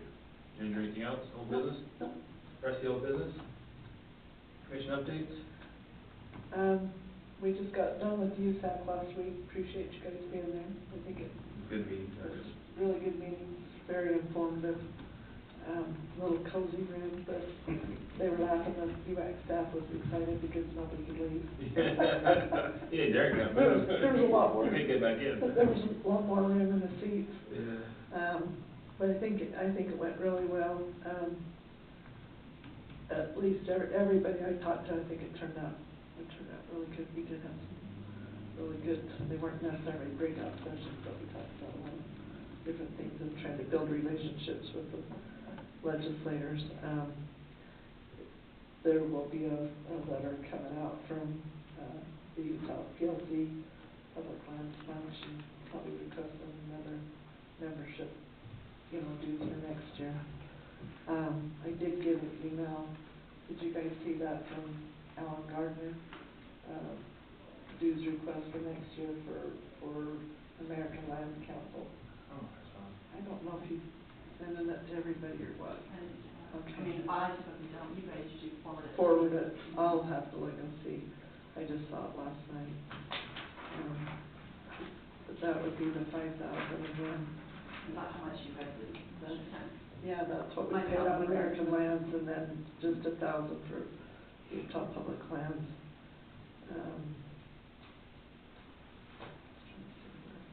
I think it came last night. Anyway, I'll make sure I forward that. Okay. And then I've got I've got the Rural Action Caucus, that NACO committee, I'll be at that in December. I'm trying to get home, trying to do the Western Caucus meetings in Vegas on that Saturday, so that's just in a couple of weeks. Okay. Commissioner Jordan? No, I enjoyed the meetings, learned a lot. We have the meeting tomorrow, the water meeting tomorrow, and I don't know what else is on the calendar, I still working on it, so. What I should have done is Well, what you know, whatever you wanna share. It's the Cedar Beaver meeting tomorrow. Yes. I forgot about that. I mean, I did report on that. But, I would like to make just a mention to, we had our fire district meeting last night, and you both know this, but just for the record, George Humphreys was awarded state, Utah Division of Forestry, Fire, and State Lands 2024 Fire Warden of the Year. Wow. So that should just be mentioned, so good Wow. for George. So, I got that awarded, so. Awesome. I don't know if there should be some press coming out about it. I think it's already on the Utah Fire Info, I think, That's website, fantastic. so. Congrats to George. Anyways. Was the wildland fire? Utah Division of Forestry and Fire, State Lands 2024 Fire Warden Year Award. That's really cool. It's nice. Good for George. Yeah. yeah, well deserved. Yep, well deserved, and so I He's just put a thought, lot of years in there. I don't know how many years, 20-something, I think 24, 25, he said, somewhere in there, so. Yeah, since I've been here, George has been the chief. Yeah. Okay. Anything else from anyone? I Vaughn? need 2 minutes in closed session for two persons.